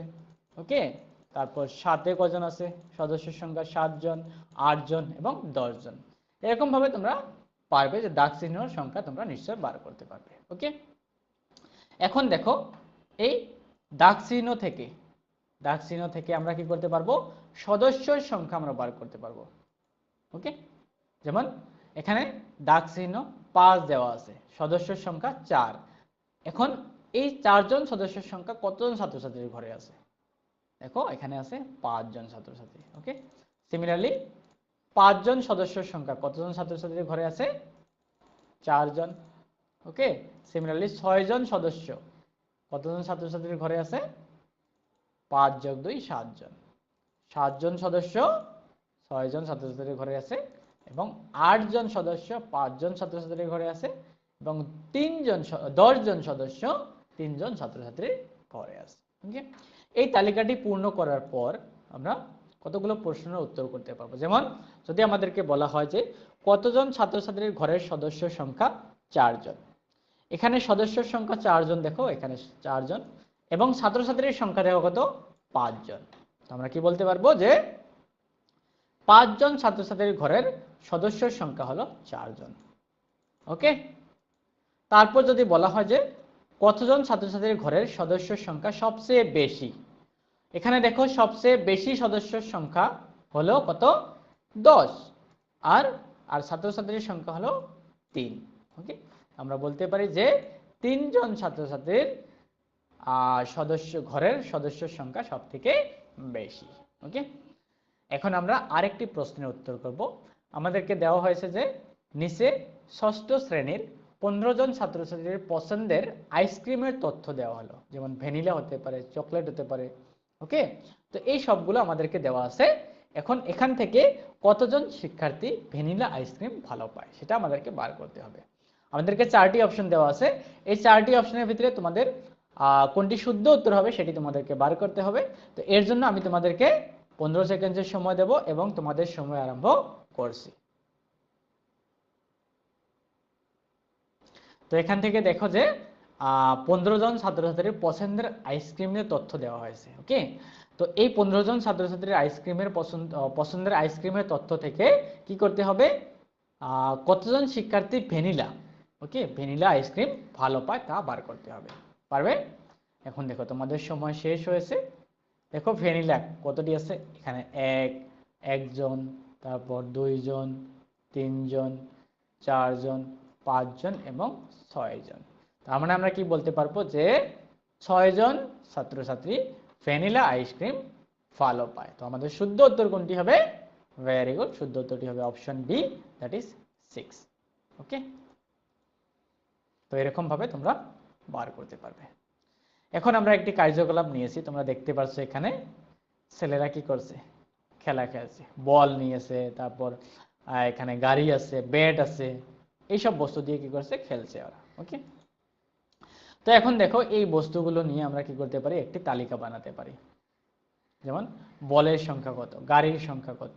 ওকে, তো এই যে বস্তুগুলো যে আছে এগুলো নিয়ে আমরা কি করতে পারবো, একটি তালিকা বানাতে পারবো। ওকে, তো এখন দেখো এখানে বল কয়টি আছে, 3টি, এগুলো হলো বল। তারপর এগুলো হলো গাড়ি, এগুলোকে বলা হয় স্পিনিং টপ, এগুলো মার্বল, এগুলো হলো ব্যাট, এটি হলো ব্যাট। ওকে, তো এরকম ভাবে আমরা কি করতে পারি, তালিকা প্রস্তুত করতে পারি। তারপর এখানে দেখতে পারছো একটি মেয়ে কি করছে, হাতের খাড়ু, পুতুল, ওকে, নেল পলিশ, এগুলো দিয়ে কি করছে, খেলছে। এগুলো দিয়েও আমরা কি করতে পারবো, একটি তালিকা প্রস্তুত করতে পারবো। যেমন এখানে খাড়ু কয়টি আছে, তারপর নেল পলিশ কয়টি আছে, ওকে, তারপর পুতুল কয়টি আছে, এখানে দেখতে পাচ্ছ যে চুড়ি, তারপর নেল পলিশের বোতল, কানের রিং, নেকলেস এবং পুতুল। দেখো পুতুল কয়টি আছে, 2টি। তো এগুলোকে আমরা কি করেছি, চুড়ি যেমন আমরা ছবি দিয়ে আমরা প্রতিনিধিত্ব করেছি, এগুলো ছবি, চুড়ির ছবি। এগুলো হলো নেল পলিশের ছবি, ওকে, তারপর এগুলো হলো কানের রিং এর ছবি, নেকলেসের ছবি এবং পুতুল। ওকে, তো এই ছবি দিয়ে যে আমরা প্রতিনিধিত্ব করি, তো এগুলোকে বলা হয় চিত্রলেখ, যেগুলো চিত্র দ্বারা প্রতিনিধিত্ব করা হয়। ওকে, তো তাকে বলা হয় চিত্রলেখ। তো এখন আমরা আরেকটি তোমাদেরকে প্রশ্নের উত্তর করতে হবে। যেমন তোমাদের সামনে দেওয়া আছে যে 30 জন ছাত্রছাত্রীর ঘরের সদস্যের তালিকা দেওয়া হলো। এখানে 30 জন ছাত্রছাত্রীর ঘরের সদস্যর তালিকা দেওয়া হয়েছে। এখানে বলা হয়েছে যে কতজন ছাত্রছাত্রীর ঘরে 6 জন সদস্য আছে, কতজন ছাত্রছাত্রীর ঘরে 6 জন সদস্য আছে সেটা তোমাদেরকে বার করতে হবে। তো এর জন্য আমি তোমাদেরকে 15 সেকেন্ডের সময় দেব এবং তোমাদের সময় আরম্ভ করছি। তো এই 15 সেকেন্ডের ভিতরে তোমরা এর উত্তরটি আমাকে দিতে হবে যে কতজন ছাত্রছাত্রীর ঘরে সদস্যর সংখ্যা 6 জন। বুঝতে পেরেছো? ভেরি গুড, তোমরা এই তালিকা থেকে বার করতে পারবে। ওকে, তো তোমাদের সময় শেষ হয়েছে। এখন দেখো যে 30 জন ছাত্রছাত্রীর থেকে আমাদেরকে বার করতে হবে যে কতজন ছাত্রছাত্রীর ঘরে সদস্যের সংখ্যা হলো 6। তো এখানে দেখো 1, 2, ওকে, 3, 4, ওকে, 5, ওকে, তারপর 6 এবং 7। তার মানে এই 30 জন ছাত্রছাত্রীর থেকে 7 জন, 1, 2, 3, 4, 5, 6, 7, 7 জন ছাত্রছাত্রীর ঘরের সদস্যের সংখ্যা হলো 6। ওকে, তো আমাদের শুদ্ধ উত্তর কোনটি হবে? ভেরি গুড, শুদ্ধ উত্তরটি হবে অপশন এ, দ্যাট ইজ 7। তার মানে 7 জন ছাত্রছাত্রীর ঘরে সদস্যর সংখ্যা হলো 6। ওকে, এখন আমাদেরকে আরেকটি তথ্য এবং তালিকা দেওয়া আছে। তথ্যর তালিকা বলতে পারি আমরা এখানে। যেমন যদু, রাঘব, পাপড়ি, নাসিবা ও মাধুর্যর হাতে থাকা গল্পের বইয়ের সংখ্যা নিচে দেওয়া ধরনের। গল্পের বই, এগুলো হলো গল্পের বই। আর এখানে সংখ্যা দেয়নি, আমাদেরকে কি দিয়েছে, চিত্র দিয়েছে। এই চিত্রটি কি বোঝায়, একটি বই বোঝায়। তার মানে এখানে কয়টি বই আছে, এটি একটি বোঝাবে, 2টি, 3টি, 4টি, 5টি এবং 6টি। ওকে, আমাদেরকে চিত্র দেওয়া আছে। চিত্রলেখ আমরা যেরকম ভাবে বানাই, যেমন যদুর গল্পের বইয়ের সংখ্যা যদি বার করতে হয় 1, 2, 3, 4, 5, 6, এরকম ভাবে আমরা বার করতে পারবো। রাঘবের 1 2 3 4 5 6 7, ওকে। পাপড়ির 1 2 3 4, নাসিফা 1 2 3 4 5 6, ওকে। সিমিলারলি মাধুর্যরও গল্পের বইয়ের সংখ্যা তোমরা বার করতে পারবে, ওকে। তো এইগুলো যে চিত্র দ্বারা যেগুলো দেওয়া আছে সেগুলোকে বলা হয় চিত্রলেখ, ওকে। তো এখন আমাদেরকে আরেকটি প্রশ্ন তোমাদের সামনে দেওয়া আছে, যেমন ছবি আকারে উপস্থাপিত তথ্যকে বলা হয়, কি বলা হয়? আমাদেরকে 4টি অপশন দেওয়া আছে। এ অপশনটি হলো চিত্রলেখ, বি অপশনটি হলো দণ্ডলেখ, সি অপশনটি হলো দাগ চিহ্ন এবং ডি অপশনটি হলো বারংবারতা। তো এই 4টি অপশনের ভিতরে শুদ্ধ উত্তরটি তোমাদেরকে বার করতে হবে। কোনটি শুদ্ধ উত্তর হবে? তো এর জন্য আমি তোমাদেরকে 15 সেকেন্ডের সময় দেব এবং তোমাদের সময় আরম্ভ করছি। তো দেখো এখানে কি বলা হয়েছে যে ছবি আকারে উপস্থাপিত করা তথ্যকে কি বলা হবে? আমরা অলরেডি শিখেছি যেগুলো তথ্যকে আমরা ছবি আকারে উপস্থাপিত করি সেগুলোকে বলা হয় কি? ভেরি গুড, চিত্রলেখ, ওকে, পিক্টোগ্রাফ বলি। তো অপশন এ আমাদের হবে শুদ্ধ উত্তর, ওকে। যে মনে রাখবে যে ছবি আকারে যেগুলো তথ্যকে আমরা কি করি? উপস্থাপিত করি। যেমন আমরা গল্পের বইয়ের সংখ্যা আমরা ছবি আকারে দিয়েছি, তারপর ক্রিকেট ব্যাট, তারপর মার্বল, ওকে, হাতের ছুরি, তারপর পুতুল, এই যে ছবি আকারে যেগুলো আমরা তথ্য দেখেছিলাম আমরা সবগুলোকে কি বলা হয়? সবগুলোকে বলা হয় চিত্রলেখ। তো মনে রাখবে যে ছবি আকারে যোনগুলো তথ্যকে আমরা উপস্থাপিত করি সেগুলো তথ্যকে বলা হয় চিত্রলেখ, ওকে, ভেরি গুড। এখন দেখো এখানে দেওয়া আছে যে নিচের তথ্যগুলো দিয়ে চিত্রলেখ তৈরি করো। আমাদেরকে তথ্য দেওয়া আছে, ডেটা দেওয়া আছে, সেই তথ্যগুলো দিয়ে আমাদেরকে কি করতে হবে? আমাদেরকে চিত্রলেখ তৈরি করতে হবে। আমরা অলরেডি শিখেছি আমরা চিত্রলেখ কিভাবে তৈরি করি, ওকে, যেগুলোকে আমরা ছবি আকারে আমরা উপস্থাপিত করি। যেমন আমাদেরকে বলা হয়েছে বৃত্ত, বৃত্তর চিত্র আমরা জানি, আয়ত, আয়তর চিত্র আমরা জানি, ত্রিভুজ, ত্রিভুজেরও জানি এবং বর্গ, বর্গও জানি। আর চিত্রের সংখ্যা দেওয়া আছে, এখানে সংখ্যা হলো বৃত্ত 6, আয়ত 4, ত্রিভুজ 8 এবং বর্গ 5। আমাদেরকে বৃত্ত কয়টি আঁকতে হবে? 6টি, আয়ত 4টি, ত্রিভুজ 8টি এবং বর্গ 5টি। এই চিত্র দ্বারা আমরা যে উপস্থাপিত করব সেগুলোকে বলা হবে চিত্রলেখ। তো এই তথ্যগুলো দিয়েও আমাদেরকে কি করতে হবে? চিত্রলেখ তৈরি করতে হবে, ওকে। তো এখানে দেওয়া আছে বৃত্ত, ওকে। যখনই আমরা চিত্রলেখ তৈরি করব তখন আমরা কি করব? চিত্রের নাম নেব। চিত্রের নাম কি কি হবে? ভেরি গুড, বৃত্ত হবে, আয়ত হবে, ত্রিভুজ হবে এবং বর্গ হবে। আর চিত্রের সংখ্যা কত দেওয়া আছে? বৃত্তে 6টি দেওয়া আছে। আর এগুলো, এই যে চিত্রগুলো তোমরা দেখতে পারছো, এগুলো কি হয়? বৃত্ত হয়। আমরা অলরেডি শিখেছি বৃত্ত চিত্র কিরকম হয়, ওকে। তো এগুলো হবে বৃত্ত। তো আমাদেরকে কয়টি আঁকতে হবে? 6টি, কারণ আমাদেরকে দেওয়া আছে যে বৃত্তের সংখ্যা হলো 6, ওকে। এখানে 6টি চিত্রের সংখ্যা আসবে, বৃত্তের সংখ্যা। তারপর দেওয়া আছে আয়ত, আয়তের সংখ্যা কত হবে? এখানে 4, ওকে। আর আমরা অলরেডি জানি আয়তের চিত্র কিরকম হয়, ওকে, কোনগুলোকে আমরা আয়ত বলতে পারি। তো দেখতে পাচ্ছ এগুলো আয়ত হয়, ওকে। আর এই যে আয়ত আমরা দিয়েছি, কয়টি দিয়েছি? 4টি, কারণ এখানে দেওয়া আছে আয়তের সংখ্যা কত? 4, ওকে। সিমিলারলি ত্রিভুজ, ত্রিভুজ আমরা অলরেডি জানি ত্রিভুজ কোনগুলোকে বলা হয়, ওকে। আর ত্রিভুজের সংখ্যা কত দেওয়া আছে? এখানে 8 দেওয়া আছে। তো আমাদেরকে কি করতে হবে? 8টি ত্রিভুজ আঁকতে হবে, ওকে। এখানে চিত্রের নাম কি হবে? চিত্রের নাম হবে ত্রিভুজ এবং চিত্রের সংখ্যা আমাদেরকে 8টি ত্রিভুজ আমাদেরকে আঁকতে হবে। 1 2 3 4 5 6 7 8। তো এখানে দেখতে পাচ্ছো কয়টি ত্রিভুজ রয়েছে? এখানে 8টি, ওকে। সিমিলারলি নেক্সট কি আছে? আমাদেরকে চিত্রের নাম আছে বর্গ, ওকে। আর বর্গের সংখ্যা কত আছে? 5, ওকে। এখানে চিত্রের নাম হবে বর্গ এবং চিত্রের সংখ্যা আমরা অলরেডি জানি কিরকম ভাবে আমরা বর্গ আঁকতে পারি, ওকে। তো বর্গ আর আয়ত প্রায় একই হয়, কিন্তু বর্গ তোমরা জানো যে সবগুলো বাহুর দৈর্ঘ্য কি হয়? সেম হয়, ওকে, একই হয়। এগুলো হবে বর্গ, আর বর্গের সংখ্যা হবে 5, ওকে। তো এখানে দেখো চিত্রের নাম কি কি ছিল? চিত্রের নাম ছিল বৃত্ত, আয়ত, ত্রিভুজ এবং বর্গ। আর বৃত্তের সংখ্যা ছিল 6, এখানে 6টি বৃত্ত রয়েছে।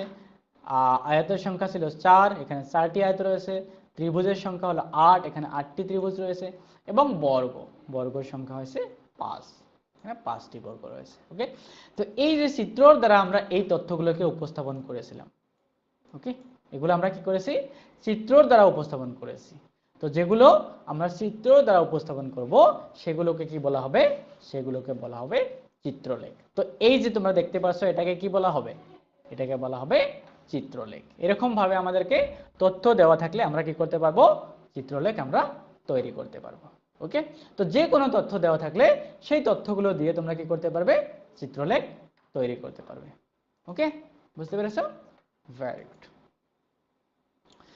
তো এখন দেখো, এই চিত্রলেখ কি করবে? আমাদেরকে কতগুলো প্রশ্নের উত্তর দিতে সাহায্য করবে। যেমন আমি যদি তোমাদেরকে বলি যে এখানে বৃত্তের চিত্রের সংখ্যা কত আছে, তোমরা অলরেডি জানো যে এখানে কয়টি আছে, তোমরা কাউন্ট করে গণনা করতে পারবো 1 2 3 4 5 6। তার মানে বলতে পারবে যে এখানে বৃত্তের চিত্রের সংখ্যা হলো 6।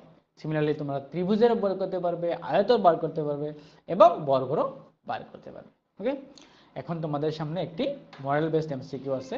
যেমন তোমাদেরকে একটি পরিস্থিতি দেওয়া আছে যে তোমার বন্ধু পরীক্ষায় কম নম্বর পেয়েছে, কিন্তু সে তার বাবা মাকে ভয় পেয়ে তাদেরকে মিথ্যা বলেছে যে সে ভালো নম্বর পেয়েছে। তখন তুমি কিভাবে এই পরিস্থিতি সামলাবে? তোমাদেরকে 3টি অপশন দেওয়া হয়েছে। যেমন এই অপশনটি বলা হয়েছে যে তোমার বন্ধুকে তার পিতামাতার কাছে মিথ্যা বলা চালিয়ে যেতে উৎসাহিত করবে, স্কুলে গুজব ছড়িয়ে দেবে যে তোমার বন্ধু তার বাবা মায়ের কাছে মিথ্যা বলেছে, এবং তোমার বন্ধুকে বোঝানো যে মিথ্যা বলা একটি খারাপ অভ্যাস এবং বাবা মায়ের সামনে তার সত্য গ্রহণ করার সাহস থাকা উচিত। তো এই যে 3টি অপশন দেওয়া আছে, এই 3টি অপশনের ভিতরে তোমরা কোনটি সঠিক বলে মনে করো? তার জন্য আমি তোমাদেরকে 30 সেকেন্ডের সময় দেব এবং তোমাদের সময় আরম্ভ করছি। তো তোমরা পরিস্থিতি ভালোভাবে পড়ে নাও। কি বলা হয়েছে? যখন তোমার বন্ধু পরীক্ষায় কম নম্বর পেয়েছে, কিন্তু সে তার মা বাবাকে বলতে ভয় পেয়েছে যে আমি তো পরীক্ষায় কম নম্বর পেয়েছি, এখন যদি আমার মা বাবা কিছু বলে আমাকে, তার জন্য কি বলেছে? মিথ্যা কথা বলেছে। ওকে, তো সেই পরিস্থিতিতে তুমি তোমার বন্ধুকে কি বলবে? অলরাইট, কিভাবে? সঠিক উত্তরটি হবে যে তোমার বন্ধুকে বোঝানো যে মিথ্যা বলা একটি কি খারাপ অভ্যাস, মিথ্যা বলাটা কি খারাপ অভ্যাস হয়, এবং বাবা মায়ের সামনে তার সত্য গ্রহণ করার সাহস থাকা উচিত। ওকে, তো এখন একটি স্পেশাল অ্যানাউন্সমেন্ট আছে। তোমাদের ক্লাসটা খতম করার আগে আমি বলে দিয়েছি যে স্যাটারডে 7 তারিখে 10টা থেকে ওকে স্পেশাল সেশন একটি তোমাদের জন্য ফার্স্ট এইড অ্যান্ড ইমার্জেন্সির জন্য কি করা হয়েছে? আয়োজন করা হয়েছে। ওকে, আর ভেন্যু হবে অ্যানালিটিক্স পাওয়ার্ড এই ক্লাসরুম। আর এখানে গেস্ট স্পিকার্স থাকবে মিস্টার ঋতুরাজ কৌশিক এবং মিস্টার মৃদুল শর্মা। তো আমি আশা করছি তোমরা সবাই এই অনুষ্ঠানে উপস্থিত থাকবে। ওকে, থ্যাংক ইউ।